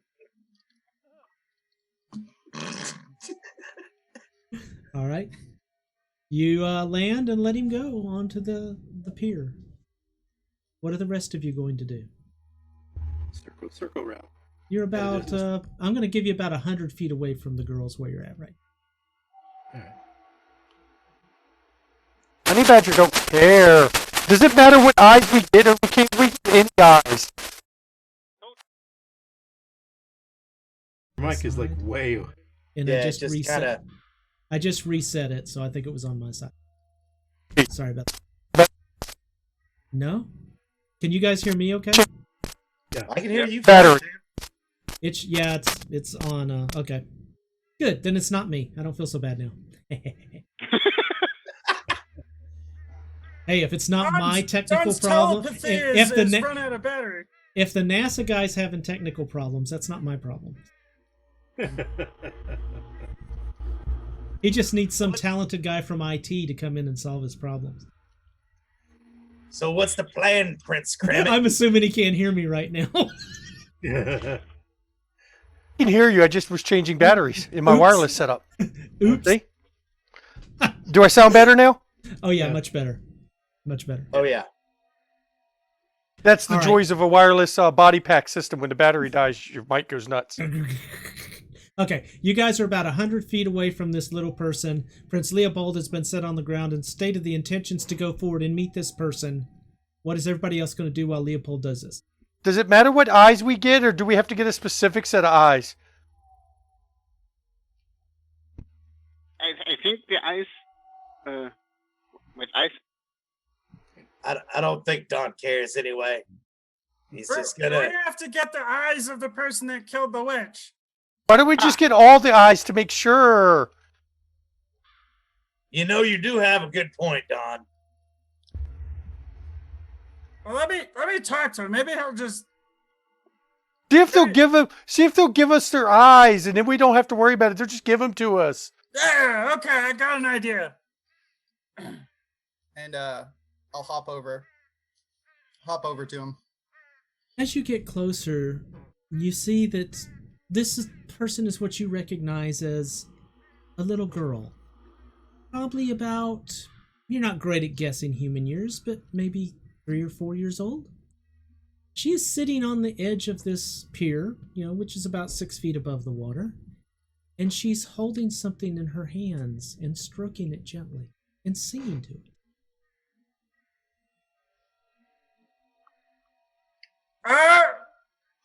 I am Prince Leopold, and I command you to assist me. As you say this, the little girl turns her head to look at you. And you can see in her hand as this small tree frog looks over the edge of her thumb at you. Uh-oh. The little girl continues to stroke the tree frog gently. I said, I am Prince Leopold. You have to do what I say now. And the tree frog says, she doesn't understand what you're saying. You realize that, don't you? What? I'm speaking human. Hang on, maybe it's my accent. Let me try something different. I am Prince Leopold. You must obey me. Was that better? Hey, let me have a chance. All right, Charlie. Yeah, you go. My English is rusty. And she moves over closer to you, Leopold, and says, "What a cute little toady frog. No. Would you like to play? Prince. This is Renette. She's my friend." What's happening? I'm gonna fly towards this a little bit, Okay. and as I get close, I'm gonna do the hoo-da! And she looks up and goes, "Oh, it's a birdie friend." And she's going to reach into her pocket, Leopold, and pull out a little cricket and go, "Are you hungry, Mr. Toady Frog?" No eating. No eating. And she takes, and this is a really good looking, this is a good looking cricket. This kid knows her crickets. And she goes, "I've got another one here for Renette." And so she puts the cricket down in front of you, and the cricket turns, and you see as its eyes are really big as it looks at you like, "Oh, crap." And then she takes another one out and feeds it to Renette. Well, everybody else got to eat. Maybe just a little bite. Go ahead and eat it. You should eat that cricket. I got Gator Baby. You should totally eat it, Prince Cramit. Okay, got it. I'm gonna eat it. All right, hang on. You made Loaful drop the carrot. Lawful ate the carrot. I saw him on Owlsie's back. All right, I'm gonna eat the cricket. Okay, everybody be quiet. I gotta prep my. It's a very careful operation. Crickets are feisty. If you didn't know that about crickets. And I kind of like do the little scoot. I'm gonna hop forward and try to catch the cricket with my tongue. And you're able to do that with no problem. The cricket's eyes get really big. Your tongue whips out, and all of a sudden you hear the cricket go, "Sheep!"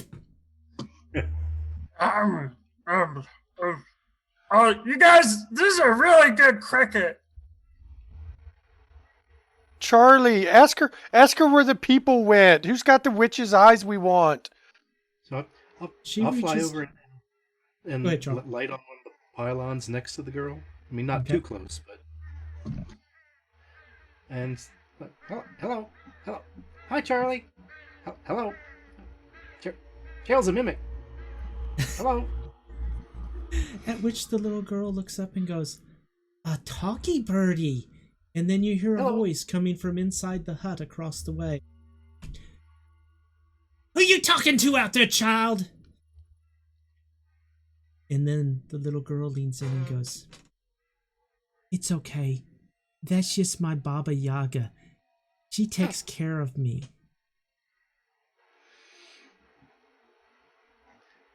And she's going to reach down and gently pick you up, Leopold, and take out another cricket to feed you.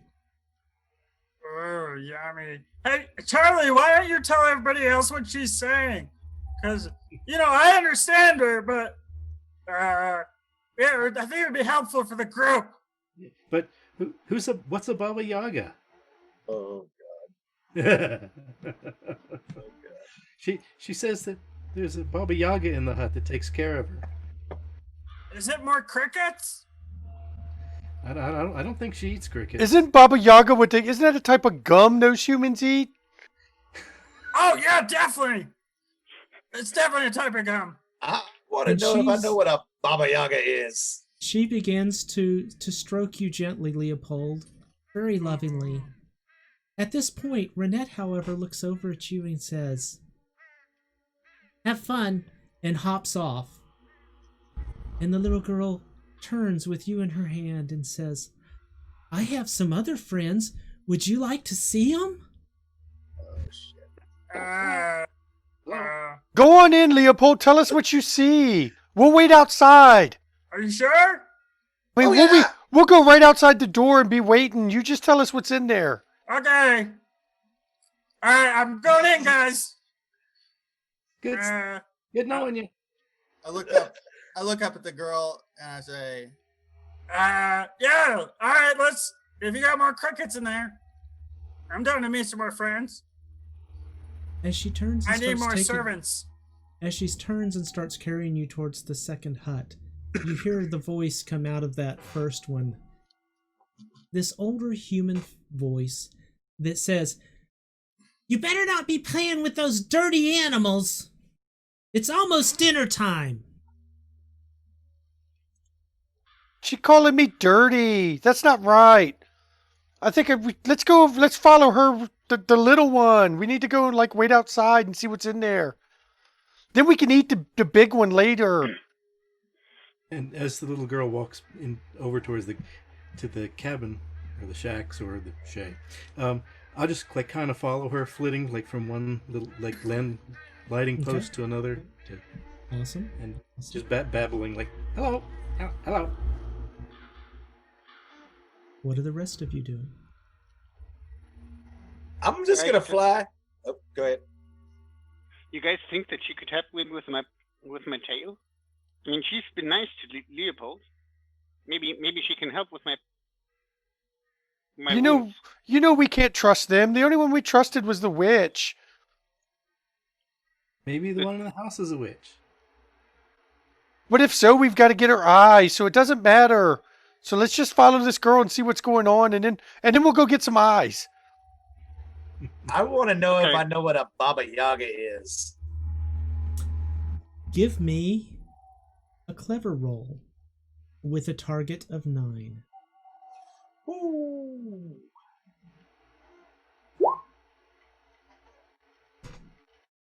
You have no freaking clue. That was a 5 for everybody who's out there going, what did he roll? We burned off all the good rolls at the start of the stream. Yeah. And now we have no good rolls left. Now we're getting all those. They did 3 natural 10s. She approaches the small hut and opens the door and steps inside. Who is stepping inside with her? I'll try to slip in because Honey Badger don't care. I'll go in the hut. I don't mind. It's all right. I'll go in slow motion, though I don't do that. Leopold, you're going because you're in her hands and she keeps feeding you crickets, of course. Lawful? Yeah. I'm a little scared going in a place where I can't get out afterwards, and I'm pretty hurt, so I'm not going in. As you pause at the door, Lawful, she turns around and goes, "Oh, Mr. Bunny, you look like you've been hurt. You know, I've got another bunny in here." I'll hop in. He's my friend. He's Raphael. I'll look at her and say, "Can you help with my butt?" And then turn around and show her my very hurt, very bloody rear. Oh my goodness, what have you gotten into? Something ages tail feathers. And she walks further in. Are you going to follow? I'll be careful, but I'll follow. Our birds? What are our birds going to do? Is there a window we can look in? Absolutely, there's a window. I will look through the window as well. All right. As she goes in, she reaches over and flips a switch. You hear a small generator kick over. And there's as a light slowly comes on. And what you see is around this room are all these animals. None of them in cages. Not at all. I mean, some of them are stuck to boards with pins. There's a couple on the side that look like they may have seen better days about 20 years ago. They have a layer of dust on them. But there's lots of animals in here. And a matter of fact, in one corner, there's a mounted deer head. It looks like it's been dragged through the swamp for a little while. And the plaque on it, underneath it says Meadow. And she says, "This is my dear friend Meadow." A dear friend. And you hear that old voice call out as she says, "Tati, what are you doing in the shed?" Oh, there's that name. Oh,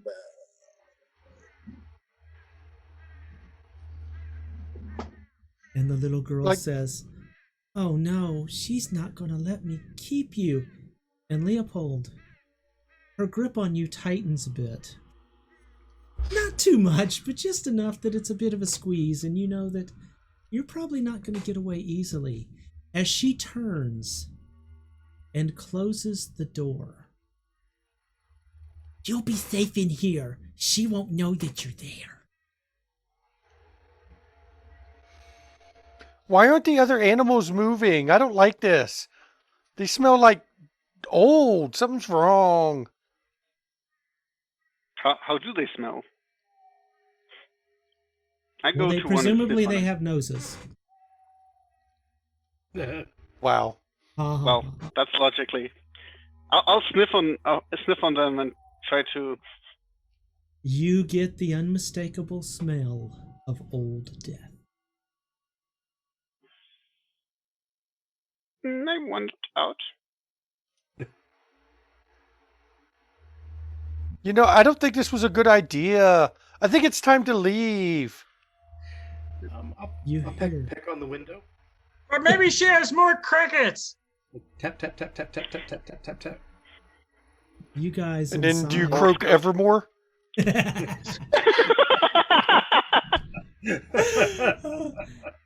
You hear the sound of a large dog growling as the voice of the older person gets closer.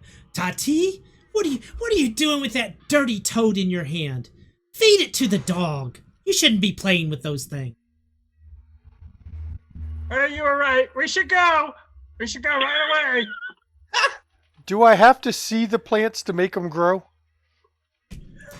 No, but you probably need to see the location where it's at. But you know what? Go for it. I think I'm going to use plant growth to knock out a wall. I think one of the cypress trees is going to have a whole bunch of the limbs come down and grow down to the building, and then pull the side off it. All right. That's going to cost you a danger. You do this. The wall disappears, but it attracts the attention of a very large mastiff who appears in the door, sees a honey badger, lowers its head close to the ground, and growls. Honey badger's not scared of no dog. I'm going to attack it. I'm going to use my claws on it and scratch it on its nose. All right. This is going to be a fierce, and it is going to have a target of 8 as the dog is... Okay, here we go. Yes! And you reach out and you claw this dog, and it lets out this horrendous yelp as you remove its eye in your sweep of your paw, and the dog runs off. And then you hear as Baba Yaga turns and says, "What did that nasty thing do to my dog?" And she reaches over, Leopold, and she grabs you out of the little girl's hand and throws you back into the hut. And you land at the feet of Dawn. And she looks at the little girl and says, "Tati, I told you not to play with these animals." And then something strange happened. Tati, for a moment, takes a deep breath. And then she begins to cry. And she begins to wail. And her hands turn into fists. And she begins to go, "But they're my pets, and I want to play with them, and they are mine," as she grows into an 11-foot tall beast with claws and fangs. "They're my pets, and I'll have them." And she turns tears the top off of the hut and comes seeking her little friends. What are you going to do? I'm flying away. Bye. Gone. No, we need to get her eyes. Come on, guys, let's get her. She can't kill us all. You got one eye already. Nope. No, but it's a dog's eye. The witch don't like those. Pati's I'm going on to try the to board trip her now. with plant growth. All right. This- Go ahead and do your plant growth. You're going to cause plants to grow. It's going to cost you a danger. And each of you, to avoid her, is going to have to make a quick roll with a target of 9, and it is dangerous. The rabbit bounds out the back. And I rolled under my danger. Uh-oh. The magpie flies away safely. However, Alzi and Zem, both of you take a swipe. You're going to take a danger point, and both of you are injured and slightly dazed at the moment. For Dawn, however, Dawn's going to take another danger as she picks him up, and in an attempt to hug him, squeezes so hard that his left rear leg pops off.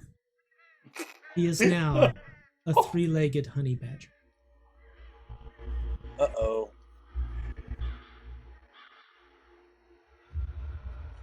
She is angry. They're mine! They're mine! You're not getting away! And with that, she's got a hold on Dawn, but she is going to reach over and attempt to grab Prince Leopold, her little toady frog. Ow! She pulled my leg off. That's not right. I Go would back. like to try to conjure dinner in her hand. Okay. Nice, big, juicy sausage that Nice, the big, dog juicy- might see and want to eat. Yeah. Ah, very interesting, very clever of you. First off, you're going to take a danger for using magic. Uh-huh. Okay.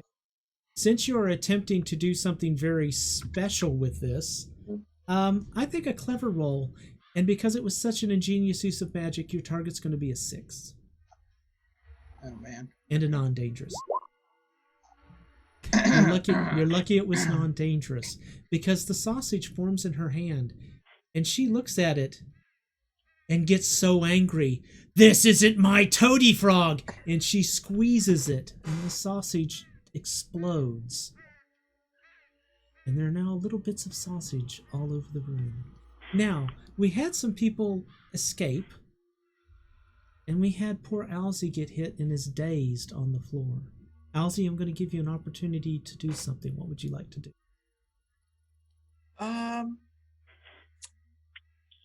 So what does it mean by me being dazed?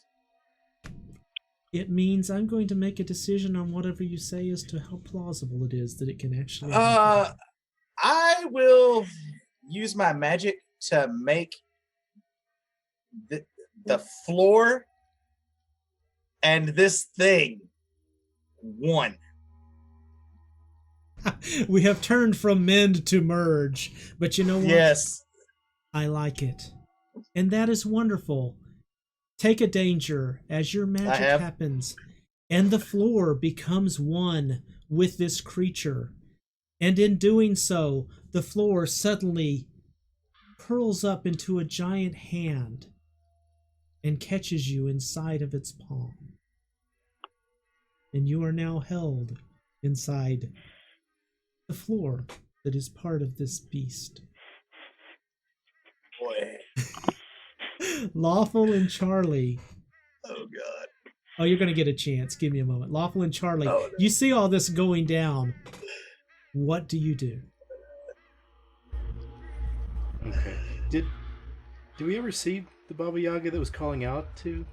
There is an old woman outside, kind of hunched over, elderly lady.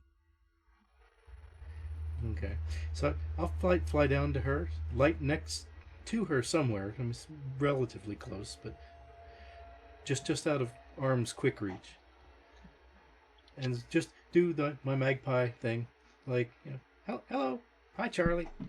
Charlie's a good bird. Hello. Who killed the witch? Jail's not a mimic.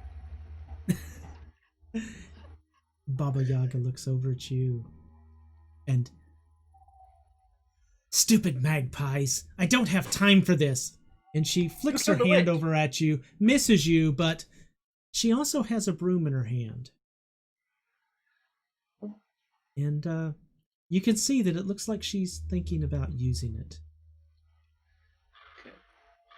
I'll flit away just a little bit further. Right. Who killed the witch? Lawful, what are you up to at the moment? I'm thinking of keeping running, but I see the others having problems, so I could maybe try to distract her again. The monstrosity that has been created. Tati? I'll try to distract her, meaning I'll use my distract confuse to make all the animals that have been stuffed being in there run around being alive again. That is which beautiful. Will certainly distract her. God! That is beautiful, and with that, it's going to cost you a danger, of course, to use your magic. And Tati looks around, and you see as the hard look on her face suddenly goes soft. Owlsy, the grip on you slacks a little bit. Would you like to try and escape? Yes, I would. That is going to take a quick. And your target is a 6. 10! Thank God! I'm out of there. Owlsy, that is an awesome roll. Now realize Dawn's on the floor, 3-legged. Leopold's on the floor in front of Dawn, slightly dazed. You escape and see this. Is there with such a good roll, is there anything you would like to do before you leave? How far away is Dawn's leg from Dawn?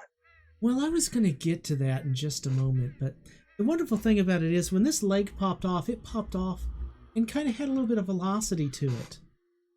And the dog came and picked it up and has run off with it. Well, there goes that idea. I traded an eye for a leg. Oh my God, that's nasty.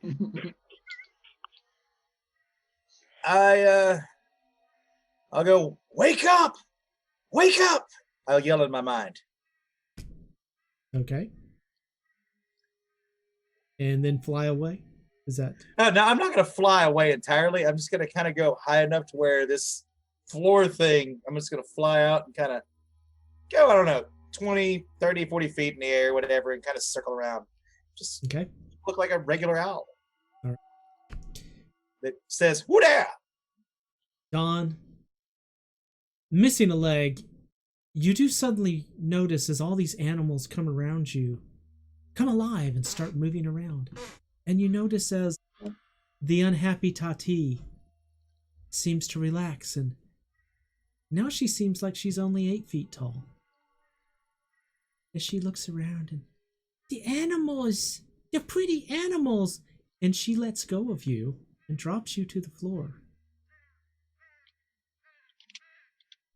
But I'm a pissed off honey badger at the moment. Honey badgers, when they get mad, they don't stop. They just get meaner. I'm going to bite her toes. Oh, God. Give me a fierce check. And you got to be in character. That's what honey badgers do. They don't get scared. It's not going to be challenging either because she's right there. So your target's a 6.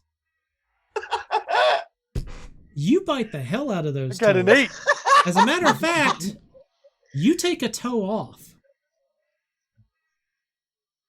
What you get? At which point, Tati looks down at you. You a mean animal! And she grows again, and her foot comes to stomp down on you. And you are going to need a quick check. And your target is an 8. And I've got 7 dangers, so this is going to be great, guys. And I rolled a 5. Oh, God.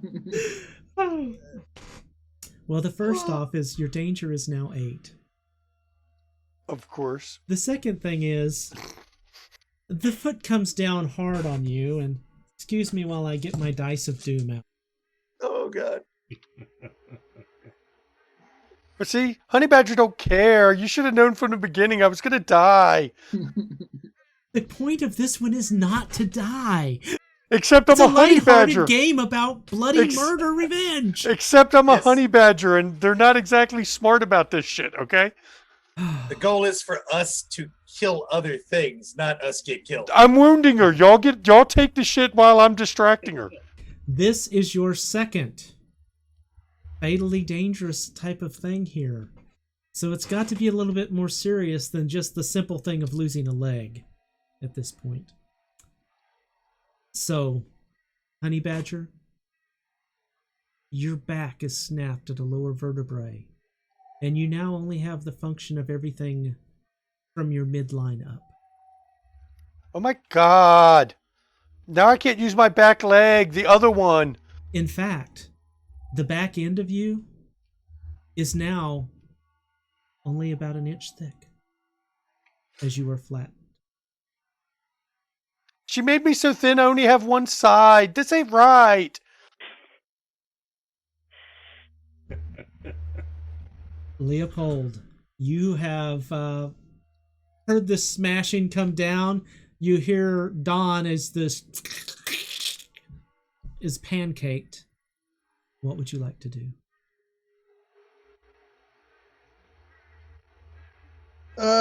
I heard the speech that Don gave me earlier where he said, Prince protects his subjects.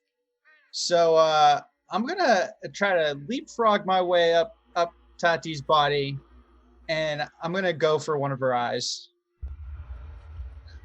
Give it a little toady scoop and try to suck it out. Go for the eyes, boo. That is going to be a fierce. And removing the eyes from an 11-foot removing the eyes from an 11-foot tall creature is going to give you a very difficult target of a 9. Oh boy. Great, because I got a fierce of 0, so this is going to go super well. Oh, it did! What? Got a 10! Oh my God!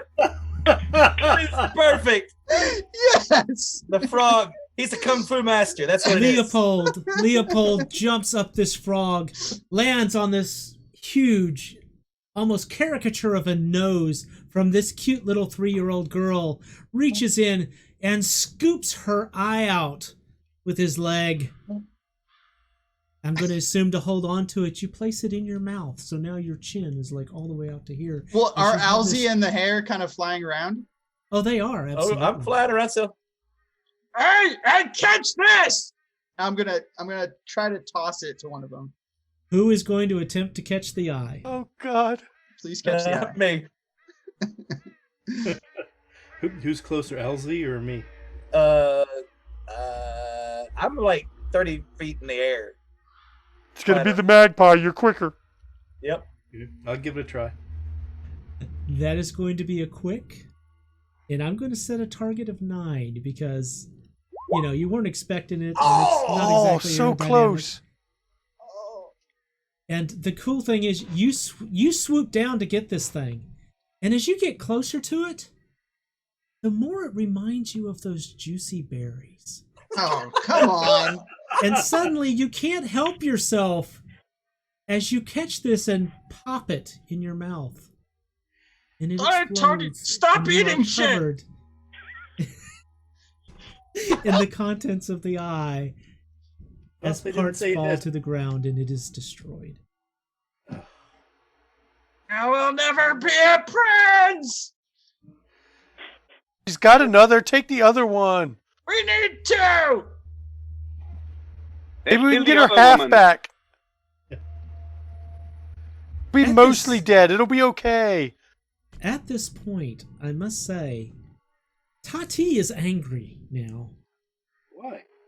But not only is Tati angry, Baba Yaga has seen that you have ripped the eye out of her toddler granddaughter, this sweet little 11-foot tall monster.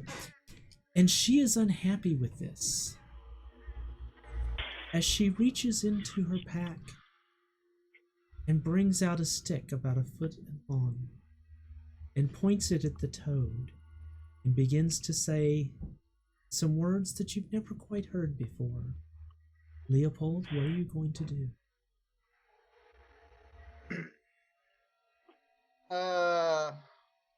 Man. I think to hell with the taking of the eyes plan, because one of them just burst open. But since I'm up there in interface already, I'm gonna conjure dinner. It's gonna be like something super hard. I'm thinking like let me see, like clam, like a super sharp clam or something like that. And I'm going for the other eye. I'm just gonna stab it in there. Well, the magic always works, but you're going to take a danger for that. Okay. And as this spell is being cast at you by Baba Yaga, to do your action, normally it would just be a fierce. But I think the first thing we're going to have to do is see if you're able to dodge this magic. That is going to be a quick with a difficulty of 9. Right. It's about right. You are going to take a danger. That might be my... Yeah, that is my danger. 3 is your danger? Okay. Yes, so it is. you didn't roll under it, you rolled even with it. So you're actually okay, but your danger is now going to increase by 1. Okay. You are hit by this, and all of a sudden you feel mimsy inside, but on the other hand, you feel this renewed energy of youth as you become a tadpole and flop to the ground at her feet. I've never experienced this form before because I was a human. This is really Hey, it looks like an eyeball. I have a feeling you guys may actually not succeed at this.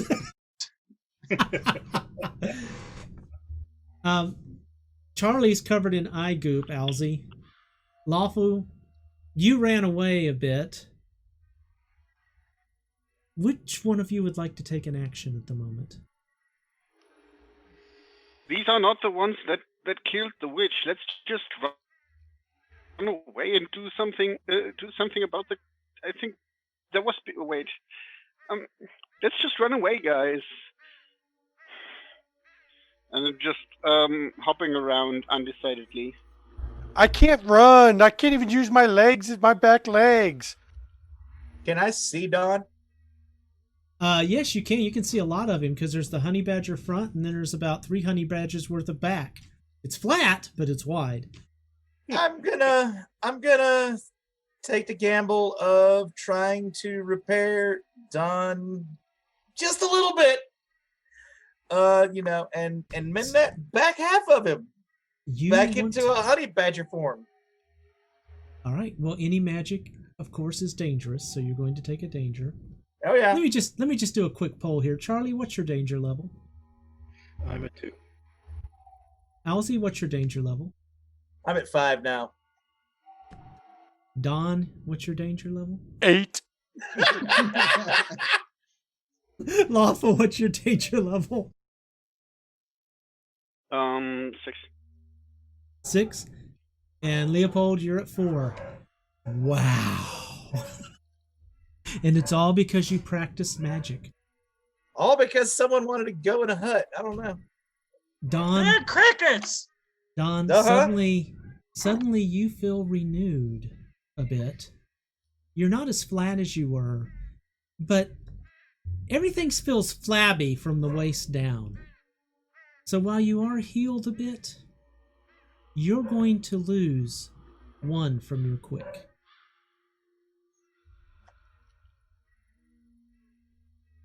That's okay. Honey Badger don't care.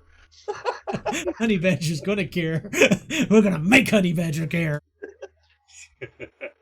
So you've heard Lawful's plea. Just the honey pancake doesn't care at all. But you're not Lieutenant Dan.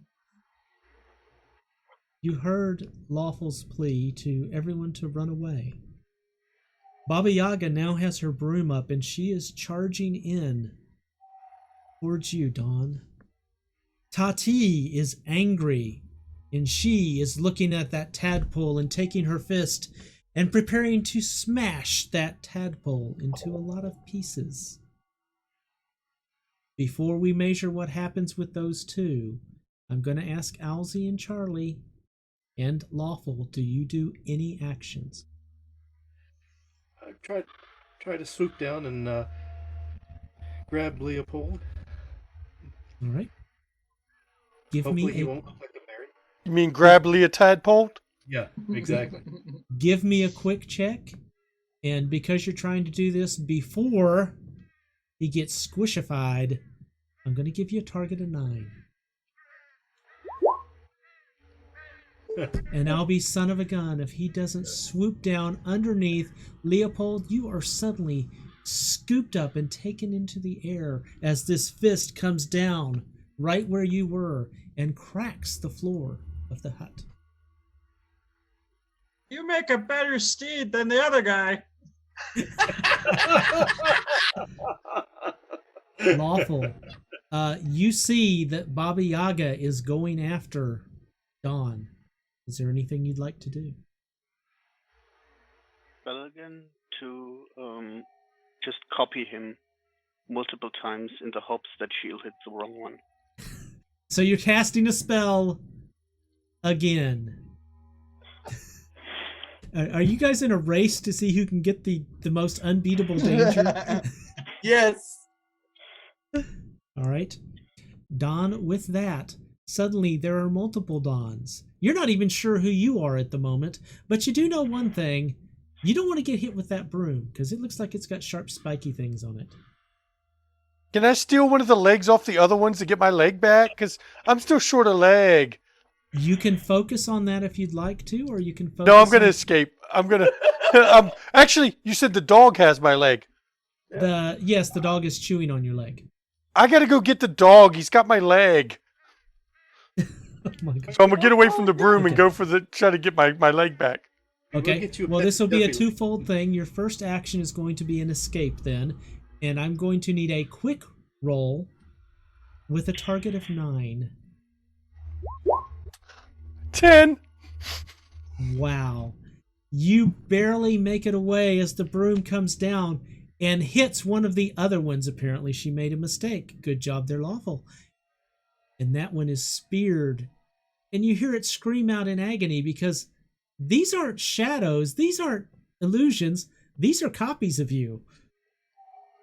As she has now speared, and you hear as this dog goes, I don't give a shit that she stabbed me!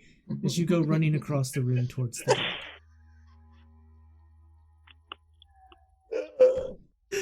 Do they all have 3 legs? Yes, they all have 3 legs. Awesome. It wouldn't be a very confusing thing if they all had 2 legs or 4 legs except me. That'd be kind of weird. At least they're not honey badger pancakes anymore. So you're going to attempt to get the leg away from the dog. Is that my understanding? Yep. I'm going to go for his other eye. As wounded as you are, you basically only have mobility in your front legs. It's apparently enough to carry you a ways. This is going to be a fierce check as you attempt to take your leg away from the dog. And because of your wounded condition, you aren't as scary as you used to be. Your target's going to be a 10. Ha 10. But you know, Honey Badger don't care. As you get closer and you put these claws out, this dog remembers. As a matter of fact, His eye is still stuck on the end of one of your claws. And he drops your leg. Now your leg, it's not in great shape. It's been chewed on quite a bit. Okay. But you have your leg. So whenever I get another action, I know everybody else needs to go. I'm just going to grab my leg and run for it. All right. Very good. So basically, I think everyone's out of the shed at this point, and everybody has taken off running, correct? So Dawn, it would be everybody else is away. Where are you going to go? This is the question. That I'm not going to go that way. I'm going to go that way. Go into the other hut. Go in the opposite. Continuing on the direction you were going, not the direction going back the way you came. Right. That, yep. All right. Well, Tati and Baba Yaga are both upset at this point, even with the multiple animals that are a little bit of a distraction for Tati. Okay. So you're gonna get let's have you get away and sneak away here. And let's have you do a sly check. And because there's a distraction going on, your target's only going to be a 6. Nope. Now I get a 2. And with an 8 danger level, I get a 2. So first off, you're under your danger level. Second off, you failed. So first, your danger's going to go up by 1. So now it's 9. But that's also a catastrophic failure here. There's only so much I can continue to do to your honey badger at this point, you know. I'm trying to keep you in the story, but this is getting a little difficult here. You know, it happens sometimes. The honey badger don't care. He dies. But I hope everyone else gets away. You know, make my sacrifice worth it. This is your 3rd critical failure. Baba Yaga comes in with the broom. She begins to swat all of the Dons. And she hits you, Don, and smacks you out of the shed into the water. But unfortunately, she severs your spine just between the shoulder blades. And you are now immobilized from the neck down. Did my head at least land above the water, or is my head under the water? For the moment, your head's above the water, but you don't know how long you'll float. Ow, ow, ow, owie! Owzie, come get me! I'm like hurt. How far away is he from where this Baba Yaga is? She knocked him into the water. I'll say he's a good 15, 20 feet away.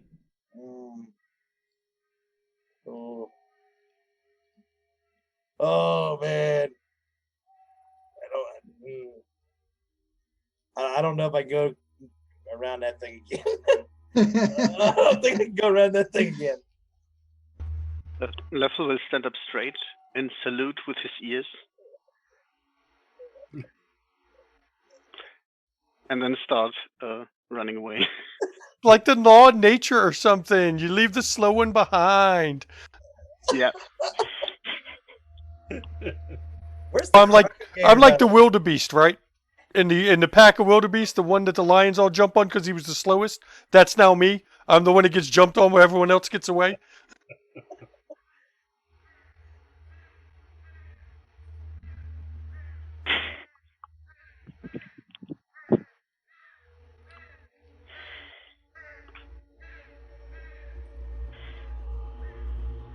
Don't hear you, Tam. Muted.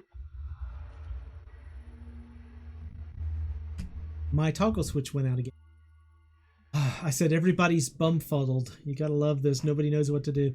Well, as this is going on, and now that there's all these Dons, Tati turns to Baba Yaga. Please don't hurt him. As she slowly shrinks back down into toddler form. I'll do whatever you say, Baba. I'm so sorry. Please don't hurt him anymore.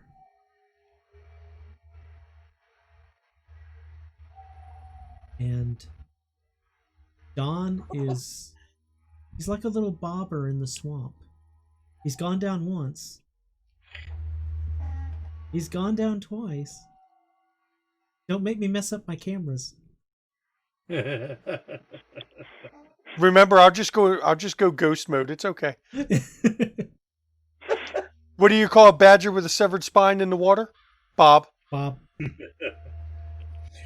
Or sinker. Can since Charlie's going to want to drop Leopold in the water anyway, being a tadpole, can I do it anywhere close to Don? Absolutely, you can do this. Matter of fact, tell me what you're going to try to do, and then we'll determine if there's a roll involved. Well, I drop Leopold in the water because that's Hey! I take back what I said. Alzy was way better. Just out of curiosity, from how high? Oh, well, I'm swooping down, so. Okay, just wanted to see. Yeah. Fired. And then try to latch on after he's in the water. Try to grab whatever fur on the back of Don's neck, just to see if I can move him towards the shore. All right. He's kind of big and heavy, and he's like an anchor. I mean, it's like just a mass of useless weight, and therefore, to move him with your body size, this is going to take a bit of fierceness out of you, and it could be dangerous to you because, I mean, he could pull you down. And it's going to take a lot of effort. Your target is a 9. Fierce? Fierce of 9, yes. Uh-oh. What is your danger level, Charlie? 2. It's now 3. As you attempt to move Dawn to the shore, but it just takes too much, and what you end up doing is dragging his snout under the water, and you drag him face down in it for a couple of minutes, and you hear the bubbles, and this is kind of a resilience thing, Don. I know it's a challenge. I know things haven't gone well for you, but you need that fierce survival of the honey badger, and I'm going to need a fierceness check to see how well you can hold your breath. And that's going to be a target of 8. Honey badger don't live anymore. Honey badger's going to get killed. And Charlie, as you drag the body of Dawn to shore, getting there finally and drag him up on it, you realize he's no longer breathing.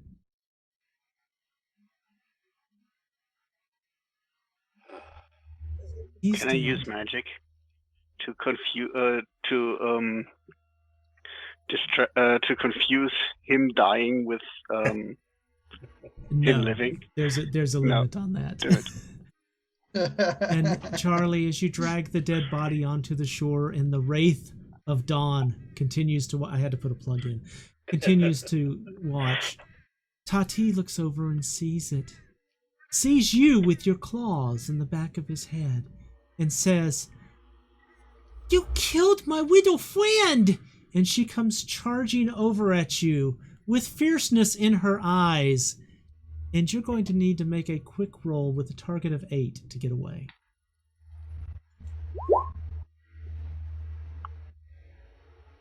Your danger has gone up. As she reaches over and hits you, she doesn't break anything, but it knocks the wind out of you as you are thrown into the water.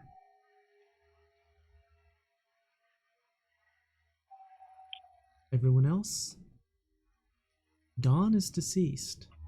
Charlie has been knocked into the water. What would the three of you like to do?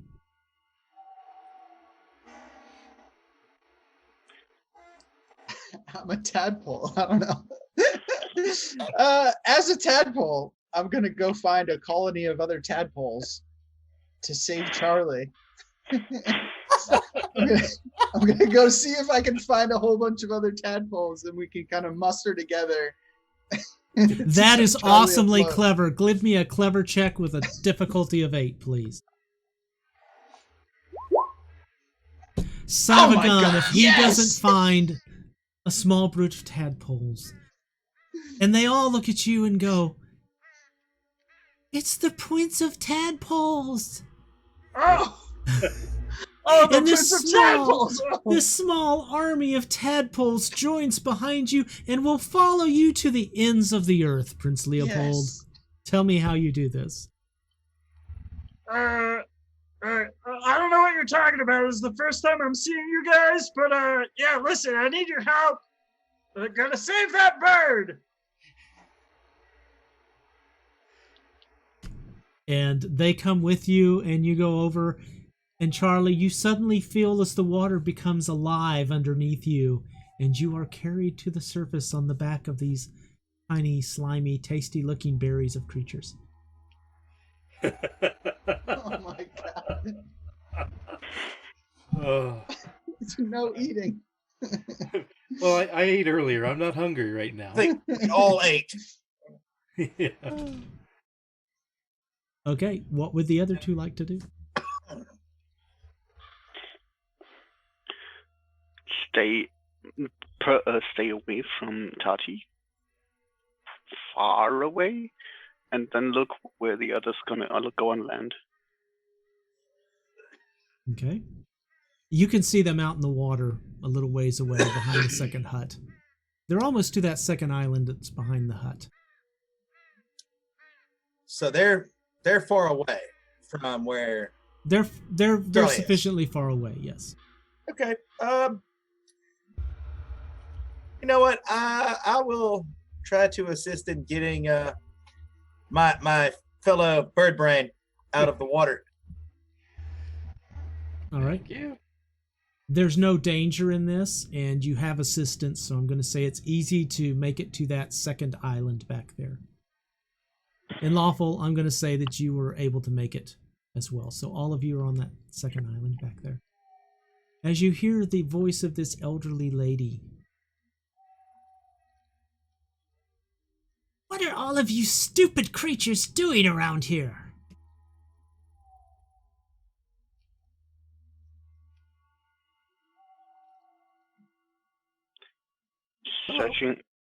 Searching for the eyes of the murderer of the witch. What? What witch? The mistress. She speaks animal. Oh, somebody speaks my language. Excuse me, I am Prince Leopold, and we need to get the eyes of the person who killed the witch so I can turn back into a human. All right, Alzy, you were going to say something too? Do I know our mistress's name?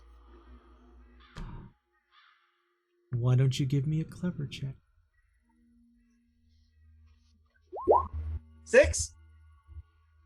Good enough. Hey! Yes, you know Irina quite well. It was for Irina. What do you mean Irina's dead? Someone killed her. And with that, she hurries off to her second hut. Comes back a moment later with a cup in her hand. She swashes the cup around and she says, "Come here, Al." Okay. I make my way over. As you come over, she puts out her arm for you to land on. I'll land on it. Taking her other hand, she pulls one of your tail feathers, one of the few remaining, sticks it into the cup, and as it goes in, it smokes and vanishes. She takes the cup and turns it over onto the ground, and you see as she sits and ponders for a moment. Yes. I wish you had said something instead of trying to play with my granddaughter. I would have known you weren't just filthy beasts of the woods.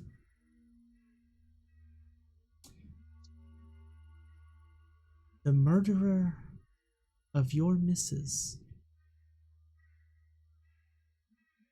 is Boudreaux, the butcher in the village.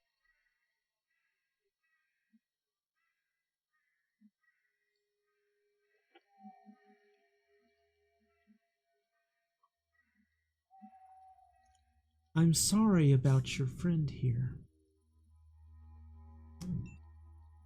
But, and she picks up one of the other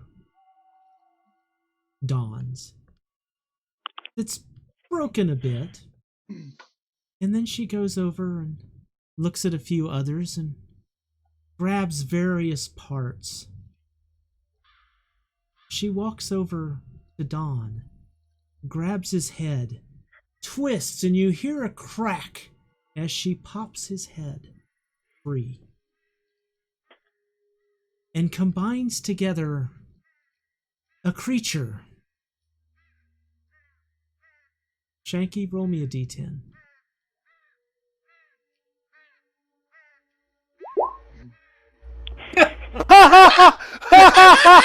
I rolled a 1. Oh my god.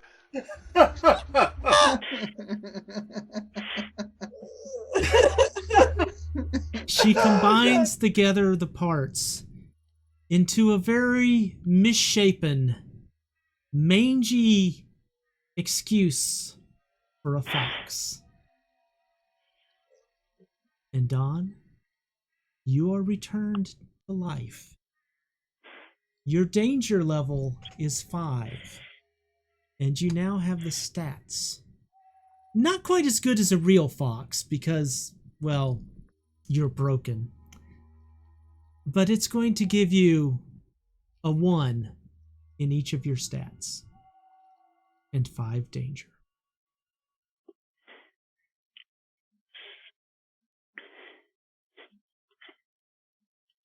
And your name is now Foxy Loxy. Foxy Woxy? Close enough.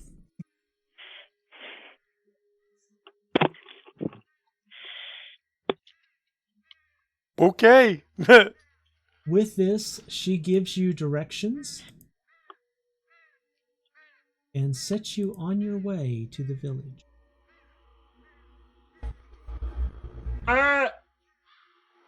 Anything you can do for me? I'm a tadpole. Getting out of the water is going to be really hard. If you could just go straight from tadpole to human, that'd be great too.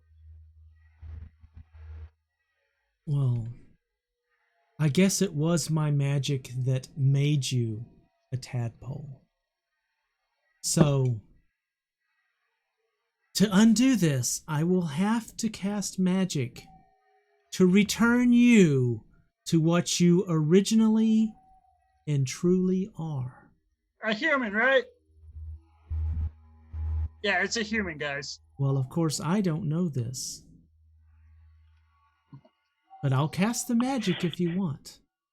All right, let's do it. But beware! It is a dangerous spell. Yeah. Just make with the magic already. Hey, you guys get ready for this.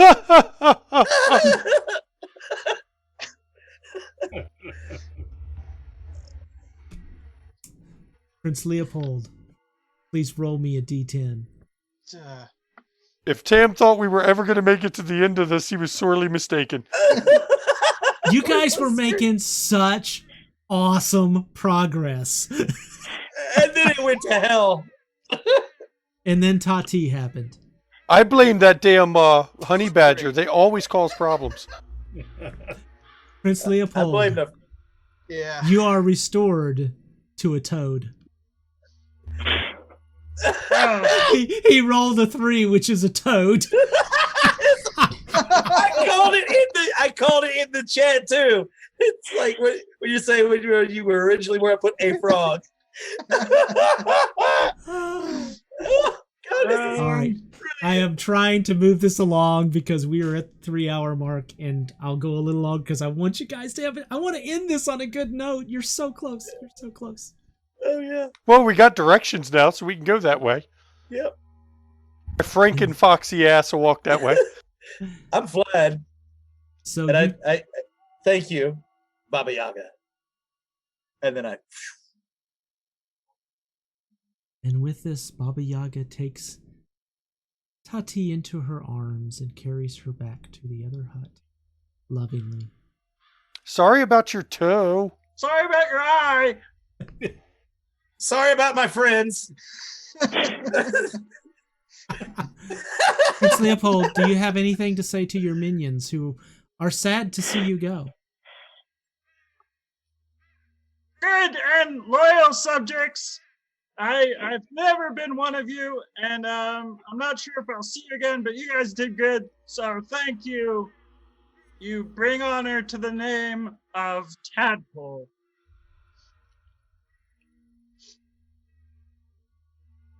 With this, you are on your way, and with a little bit of travel, you make it to the outskirts of a village.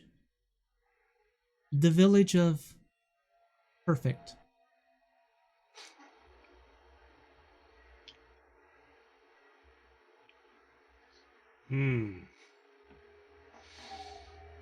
So I was like dead when she talked about everything else, so I don't know what's going on. So y'all gonna have to fill me in. Sure, we would have filled you in on the way there.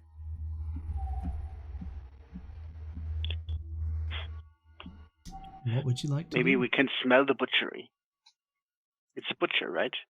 They are in the butchery. Maybe we can smell it and find it and take his eyes, and then we have her back. As you stand outside the village of Perfect and take a look, you realize it is surrounded by a perfect wall. And it has a perfect gate.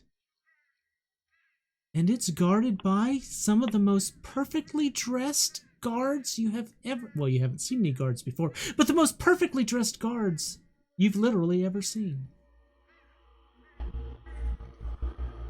All of the smoke billows from the chimneys in perfect little round shapes up into the perfect sky. The roads are cut immaculately of perfectly sized stones. Can I use my magic to make it non-perfect? To make a distraction? To make anything happen that's weird and wrong? You can always use magic and tell me what it does. But I'm going to suggest that you make a plan with your fellow members of the menagerie before you approach this. Anyone have an idea? Did she tell us exactly where that butcher was? She In the town? told you where the town was and that it was the butcher. That's Okay, really I all can she fly has around at the moment. So, what's a butcher? Exactly.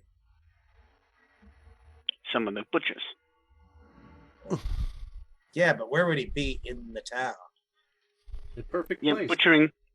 butchering makes blood, right? And blood is something we can smell, so we just go in there and smell. That really hasn't worked out for us so far. It's worked so The good. smelling hasn't been great. I mean, What do butchers do? Wait. Let me tell you what butchers do. I'm gonna roll for this. I think. It'll be a clever. I'll also. Target of 8. while they're rolling that, the guards, there's only guards right at the I gate, got an right? 8. Absolutely, there are 2 guards at the gate. I could make a vine ramp on the side they're not at, so we could just run over to the wall. Leopold, But magic has worked so well. Oh It's yeah. Leopold, as you think about this, you hear that warm, soft voice in your head again. And that voice says, "Time be wasting, Shah. You need to hurry." And the butcher is the one who cuts up animals to be eaten. All right, you guys, I got this. Okay, I'm gonna make a dinner, but it's gonna be like raw meat And then they're gonna be like, "Oh, what's all this raw meat doing out here? We better get it down to the butcher right away." And then we'll just follow the guards to the butcher shop. Wait. Does that sound good? Maybe we can combine our powers, right? So you make a whole bunch of meat appear. All right. I'll combine it all. And then using our tasty little friends, our Leopold's abilities, he could cause it to be like a distraction of some sort. Maybe. Like a meat monster. Oh, this is genius. I love it. All right, let's do it. All right, clarify for me so I know the plan of what we're going to do and I can figure out our roles here. Oh my God, really? This is awesome. And when you're doing that, once the stuff is ready to go and everything, I will use magic this time to call out very loudly, "Call the butcher! Call the butcher!" Okay. I hear a call the butcher. Guys, tell me what you're doing. Give me an idea here so I know how to manage. Oh, I'm putting like just a bunch of steak and I'm just laying them out. Okay. In view of the guards, but like out of view. I'm out of view. I'm not doing it in front of them like as okay. So I'm like out of like the edge of the perfect wood line that is a perfect distance from the perfect gate. Oh, exactly. Yeah, perfect. Perfectly. So All a perfect meat monster. That is going to cost each of you a danger for using your magic. Okay. Yep. Okay. So the meat pile has been created. What's next? I then combine it all. I mend it all together. You mend it all together. The meat monster. Just so I understand this, Leopold, give me an idea what the meats are you create. Oh, what type of meats? Yes, what type of meats? Well, we got some. We got to have some smoked salmon, and we definitely got a couple steaks in there, and then there's just like a nice slab of pig's rib, just like ready. Yeah, it's all ready there. What about some of the worst kind of meat? What's that? Yeah, you're gonna make the worst monster ever. As you do this, Mend has the habit of trying to return things to an original state. Oh God!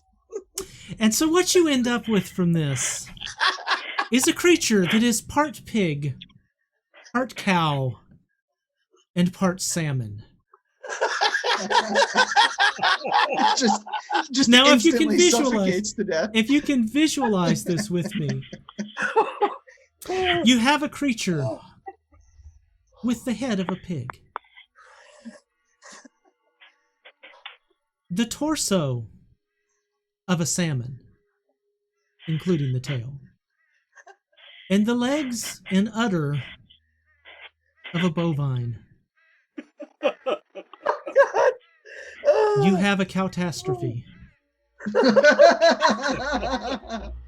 I'm so glad this plan is going perfect. Yes. It's cowfish. It's cowfish pig. Got it. Yeah. Anyone watching who has any artistic, even if you don't have artistic ability, please draw this. Please, for the love of God, draw this. Please, Raylan, draw this. Alzy, that is going to cost you a danger. It should cost more. Lawful, please tell me what's going on in your world. I will use that magic to distract the guards, meaning I will make this monstrosity attack the gates. So suddenly, charging from the woods comes this large, pig-headed creature with the body of a fish and the legs of a cow. As it makes its way towards the gate, a voice hollers out, "Get the butcher! Get the butcher! Get the butcher!"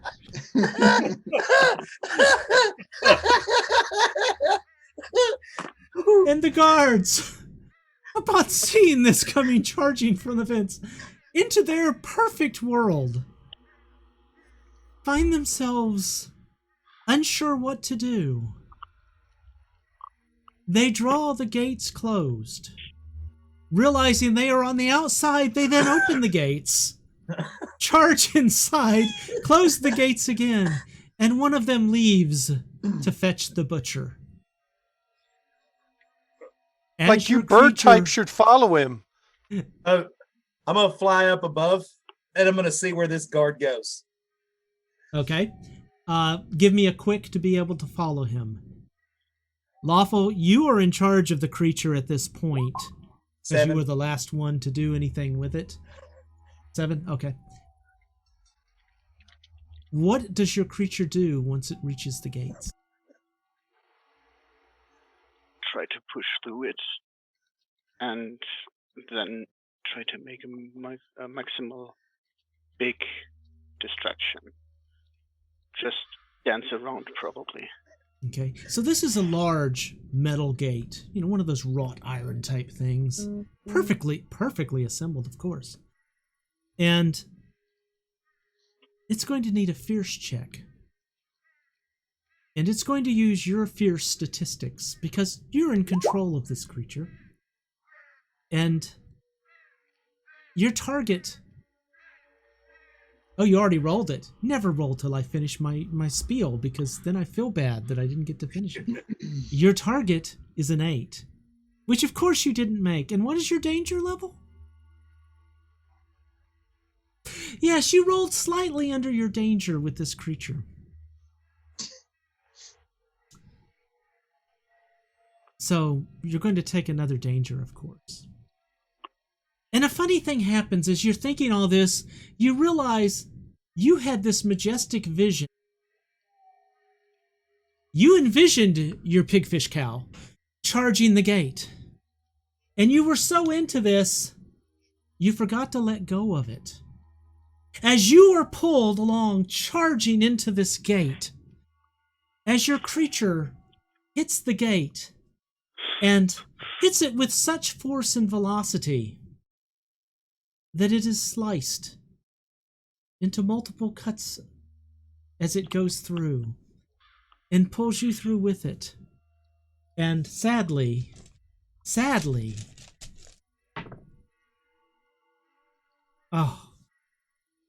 Lawful, you find yourself beside yourself as you are now contained in 2 pieces on the other side of the fence, alive in 2 halves. And your creature,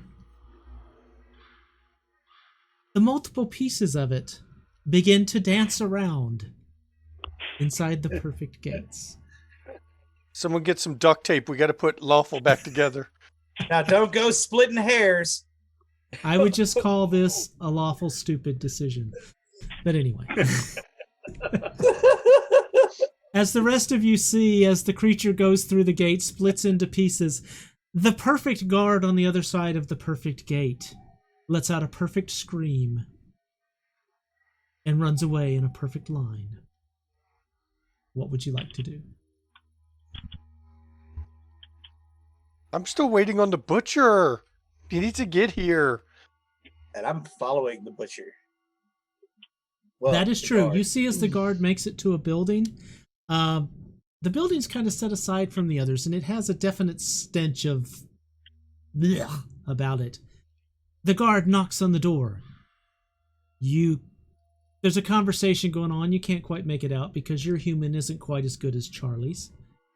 But then you see a man step out with a giant cleaver covered in blood in one hand. And his body is covered in the thick hides of the toughest animal. In fact, you are pretty sure his armor is made of crocagator hide. Okay, you guys, I have another idea. I have another idea too. Oh, God. Now, you can't quite get this yet because he's well over 50 meters away from you. Yeah. So he'll have to fly back or tell me what he's going to do as the butcher begins to make his way towards the front gate. What does the gate look like? I'm It is imagining like a portcullis that goes up and down, but is that wrong? It's a gate that opens out. Is it Think the pearly gates as a wrought iron gate. So kind of great work. It's the kind it of great swings work open, or yes, does it go? Yes, it swings Okay, open. okay. That is correct. It swings outward. What plants are nearby? Never mind. I mean, they got perfect roses and perfect vines going up the sides of the building. They and do. Perfect bushes. They have a perfect row of bushes outside the gate, perfectly manicured. What about inside the gate? Like where the butcher might end up? Unfortunately, you can't see that from your vantage point at the wood line.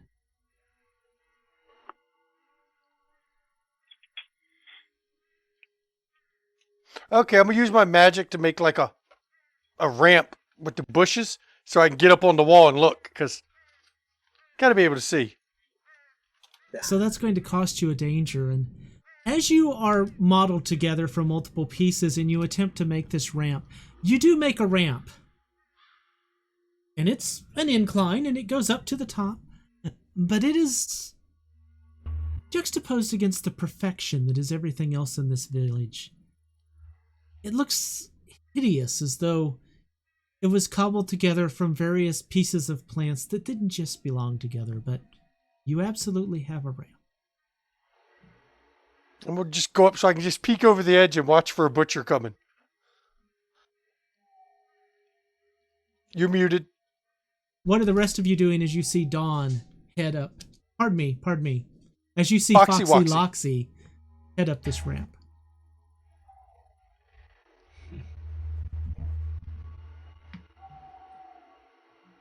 Lawful's just kind of laying around beside himself. I heard he's half the man he used to be. He's just somebody we used to know.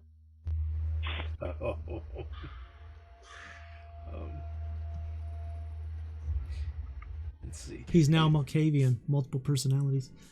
There's Yeah. two of him. Have Charlie Leopold, go, Charlie. have Charlie just go and peek in the window of the butcher shop just to see what he sees in there.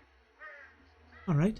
As you fly, you pass by Alzy, and he's looking down, and you can pick up his surface thoughts that that's the butcher going out the other way.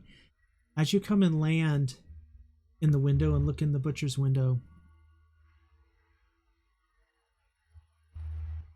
give me a clever check, please. And this is a dangerous thing to do, by the way. And your target is an 8. You do well. Awesome. You land in the window, and the window gently slides open, and you're able to get a good look inside. And what you see is, on the table in front of you,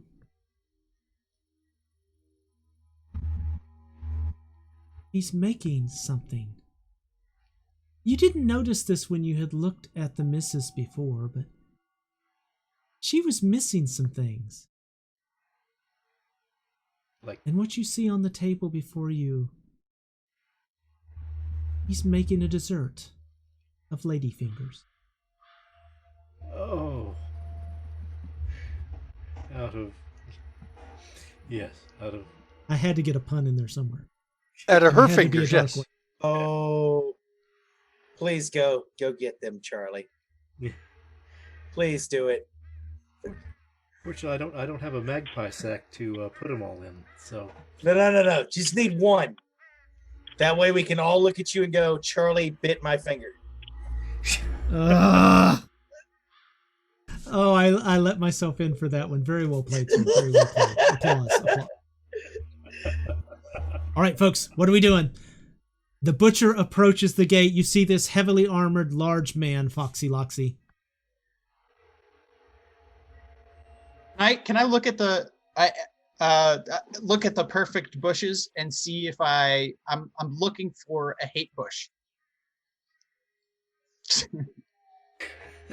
Okay, first off, that is awesome. Oh my Merlin God. drew that. 10 out of 10. That is 10 out of 10. incredible. I love it. That is incredible. That has got to go in as the thumbnail for this video. Yes. Okay. You know what? Give me a clever check, Prince Leopold. This isn't really dangerous, but to find what you're looking for...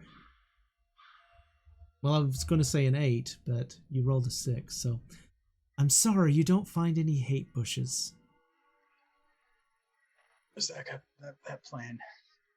I mean, I could just do my normal thing.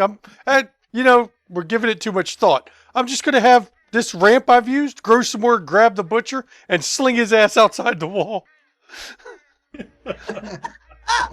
Now, magic always works, but you may not get the results you want.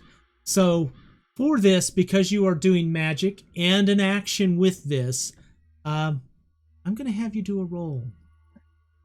And to do something like this, it's a cross between quick and fierce. And since he's in armor, I don't think he's going to be that quick. So I'm going to give you a fierce check on this. Your target to do this, to make the plants grow rapidly enough, is going to be a 9. Go for it. And that's under my new danger level because I cast a magic spell. The spell. Well, the plants grow forward quickly. You were standing on the ramp at the time, however. So you are carried forward quickly in front of it, and you are dropped directly in front of the butcher. Hey, bitch, give me those eyes. And I'm going to hold you there for just a moment, and I'm going to see what Charlie and Alzy would like to do at the moment. Lawful, I'm sorry, you're still beside yourself, so there's not much I can do while you're of two minds. Unless you have an idea of something you'd like to do, of course. Okay. You're probably confused yourself at this point. Well, he is a bit beside myself. Charlie, are you still at the butcher? Or did you come back? I'm at the butcher still. I was going to grab the longest finger I could off the table. And then head back towards you guys. So, of course, the longest finger on the hand. Yep. Behind every bird. So I just want to say... pile of shit. I just want to say... The bird has the finger. The bird's giving himself the bird, basically. Yeah, anyway. Charlie, bitter finger. All right, Charlie, what are you going to do now? I'm going to fly back towards the rest of the gang. All right. As you approach, you see Foxy Loxy at the feet of this armored man with the large cleaver. Alzy, are you just hovering around? Oh, no. Because of what I think it is, I'm going to swoop close enough to where I can use my magic, but not close enough to be in danger of getting hit with that giant cleaver. That will be for me to decide, but go ahead. Well, I mean, like 20 feet away or whatever. Okay. In the air. So that's going to go up, and I'm going to try to mend his crocagator armor. Oh. It's Hail Mary time. I'm going for everything, man. Okay. I got give me just a moment on that. Mended how? What are you anticipating to happen here? I want to... Well, considering what happened with the the cow, bear pig, whatever crazy fish thing we made out of meat, I'm thinking, well, maybe it's going to bring the armor to kind of, what it was before and become a alligator or crocodile. All right. Then cast your spell. It's going to cost you a danger, and I'll get back to you in just a moment. Croco Butcher-gator. We got it. Yes. Yep. Prince Leopold, what are you doing? I close my eyes and take a deep breath, and then I try to create the greatest 5-course meal out of this butcher. Okay. So it's like you don't transform him, you conjure. So you can't turn him into something, I'm afraid. Bury him in meat. Well, if I look, here's what I don't know exactly what's going on here, but conjure. If it's exactly him, I want him to cease existing and just exist as a 5-course dinner. It's not transform. I'm sorry. That's beyond the pale. Okay. I got an idea for you. Conjure a jellyfish dinner right on top of him. Just all jellyfish. Meat shower. By the way, if you were successful in that, Prince Leopold, there's no guarantee you would have eyes any longer. So you still need the eyes too. So. Oh yeah, that was the dessert. I had it all planned out. I told you it was a 5-course meal here. It was a chocolate tart with 2 eyeballs on top as a kind of I got a good idea. decoration. Leopold, make a hateberry dinner, and I'll plant growth out on him, and we'll put a hateberry bush at his feet.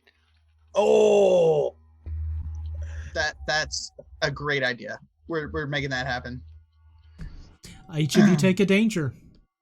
Okay. All right, so I've got 3 spells hitting at once. Lawful, about the only thing you could do is kick around with your feet and cast a spell. So is there anything you want to do?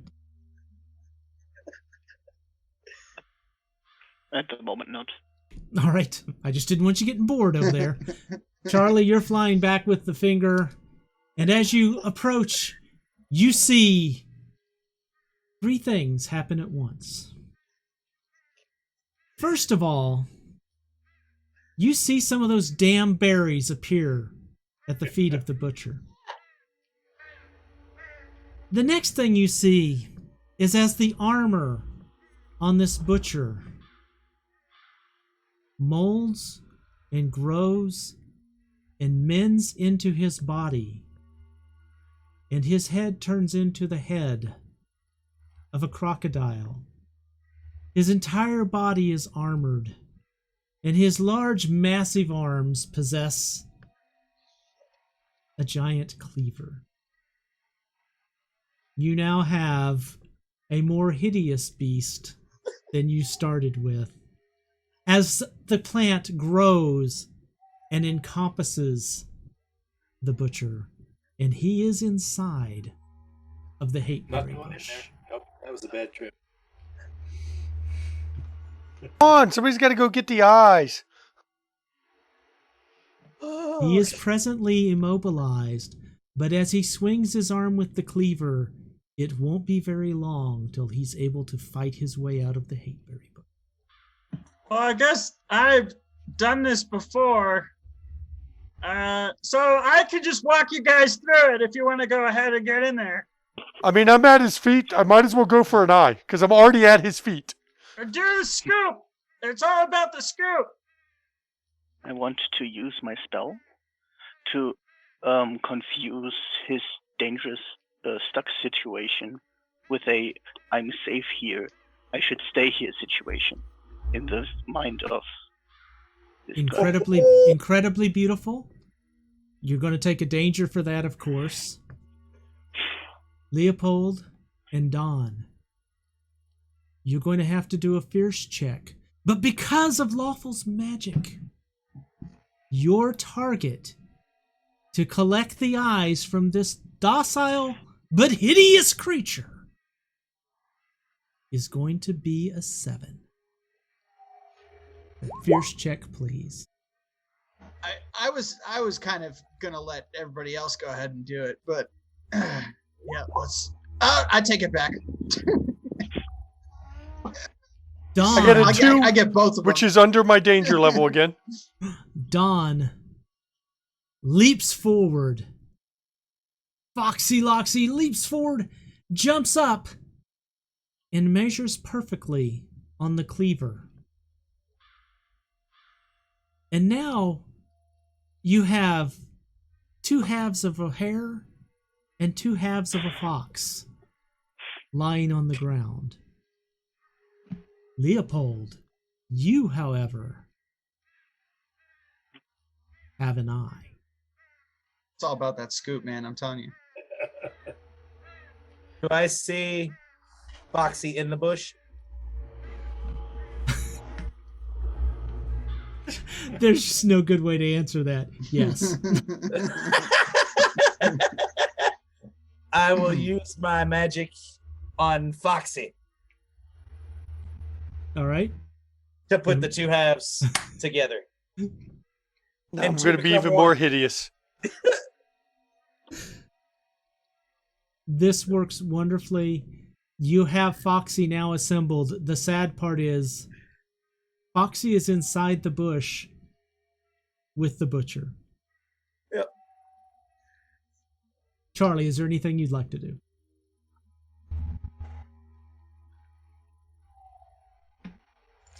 Yes. I'm going to drop the finger and try to get the other eye. I'm just curious, where are you dropping the finger? Drop it on Don if I can. I'm in the bush. I'm not really worried about it. I'm just going to drop it. Hopefully it hits you. This poor, we broke Tam. We have broken Tam. I am not going to make the joke I was going to. Charlie, I'm please putting give the me finger in the bush. He's finger in the bush. Please give me a fierce check, for the love of God. Give me a fierce check. Your target is 8 to see if you can get the eye. Hey, we all know Lance is in the fingering bush. It's okay. I mean, finger in the bush is better than a bird in And the we hand, have right? now deteriorated completely. That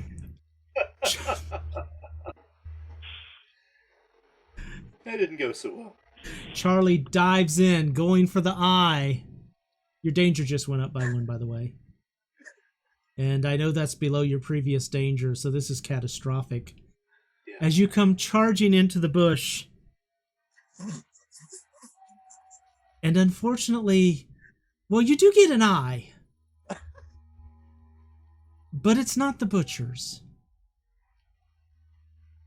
As you now have Foxy Loxy's eye. Of course. An eye for an eye. So wait a minute, does that bump my danger up again? Put me at 9 now? No, your danger stays the same. Okay. Ow! Why'd you get my eye? Wrong eye, you idiot!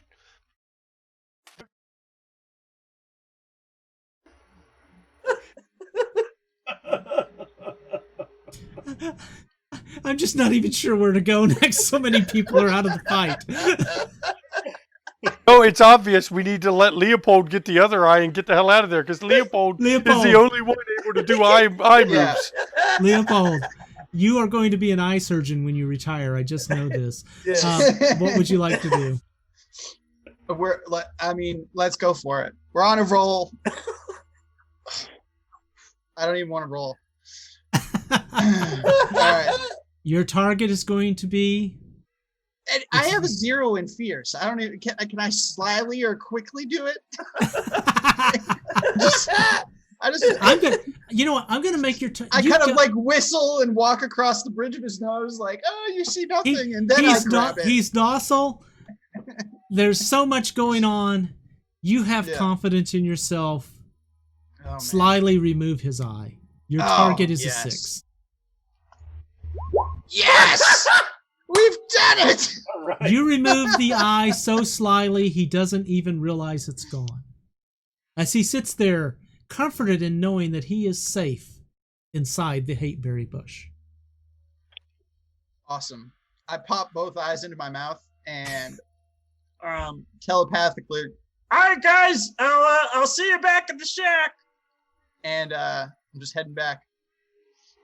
I'm gonna fly over to my good friend. Tasty Dinner. Oh yeah, good friend, and use my magic again. And we have no longer have a split hair. All right. He is once again whole. You mend him well. As the city comes to life with all the perfect people looking at the hideous monstrosities that you have created, including a blind butcher in a bush with a fox and a finger, which just seems really odd all the way around. And they happily open the gates and escort you forcibly outside of the city. including the butcher at this point, and Foxy Loxy, who's stuck in the bush with the finger. And what would you like to do? I got to get out of the bush and bring the finger back with me. Hey, you can take your finger out of the bush? Just bang Yeah, it out. you don't want to leave the finger in the bush too long because eventually it just ceases to have the effect you want. So I'm taking the finger out of the bush and leaving. We broke Tam. I'm not even going to make you roll for it. You're out of the bush. Go. Just go. With the finger, now I got the finger. After I take the finger out of the bush, I'm going to hold it in my mouth and run. Oh, Lord.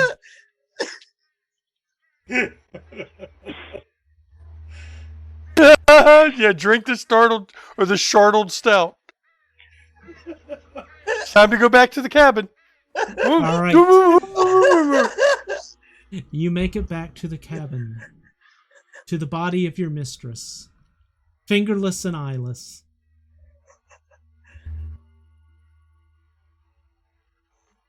Prince Leopold, what do you do?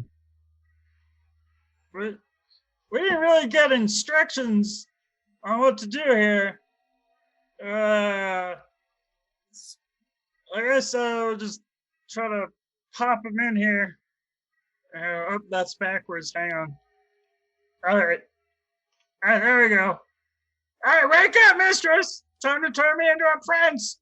As you place the eyes back into the body,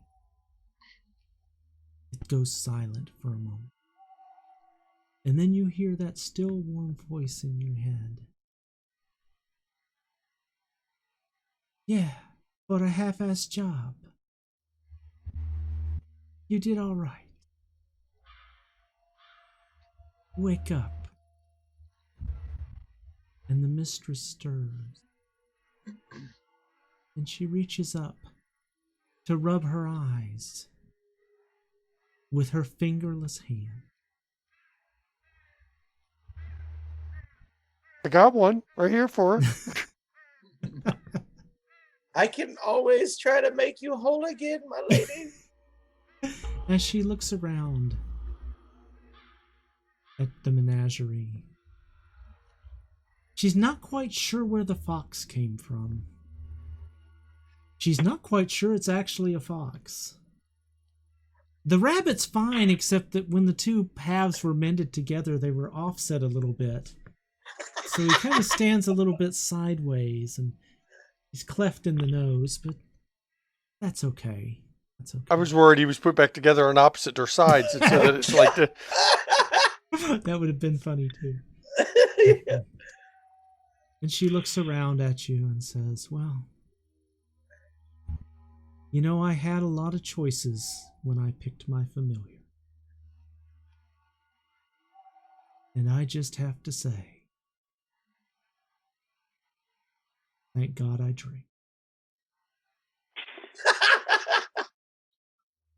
And with that, you have successfully restored the missus. Oh my God. Oh, this is great. I love this game. I need to play this game more often. It's great. Look, I did not intend to just go out there and get murdered, okay? But as a honey badger, they're not known for caution or thinking things through. They just honey badger the shit out of everything. Yeah. Oh my God. You guys. And we all lived. Yeah. Well, debatable. Through a little bit of STX Machina, you all lived, but Yeah. hey, you know, couldn't leave our honey badger, you know, in the faded realm. You know, I was fine either way. It just, you know, when you have a honey badger that's aggressive, had 3 fierce, so you know I'm going straight into that shit. Oh yeah. I enjoyed this. I hope you guys enjoyed the game. It was very much fun playing with all of you. You very inventive.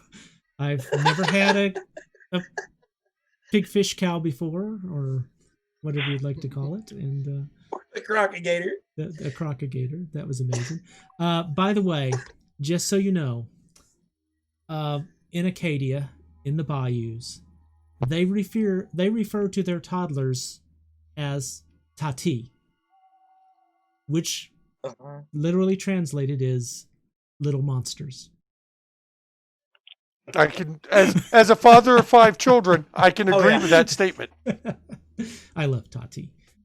So thank you very much. Thank you everyone for watching. I hope you enjoyed it. And tomorrow, 1 p.m. Tomorrow, 1 p.m., we have Ishfel, and we have a guest. As Dan, the person who plays Sir Warren on Black Death, is going to be guesting. I have no idea who he is, so he's not going to have a name on the overlay, I can tell you that much. But it'll be interesting to see who he is. All right. Anybody got anything else they want to say? We have, of course, DC by Night on Sunday. Sunday, 6 p.m. DC by Night. If you like watching Tam, 8 p.m.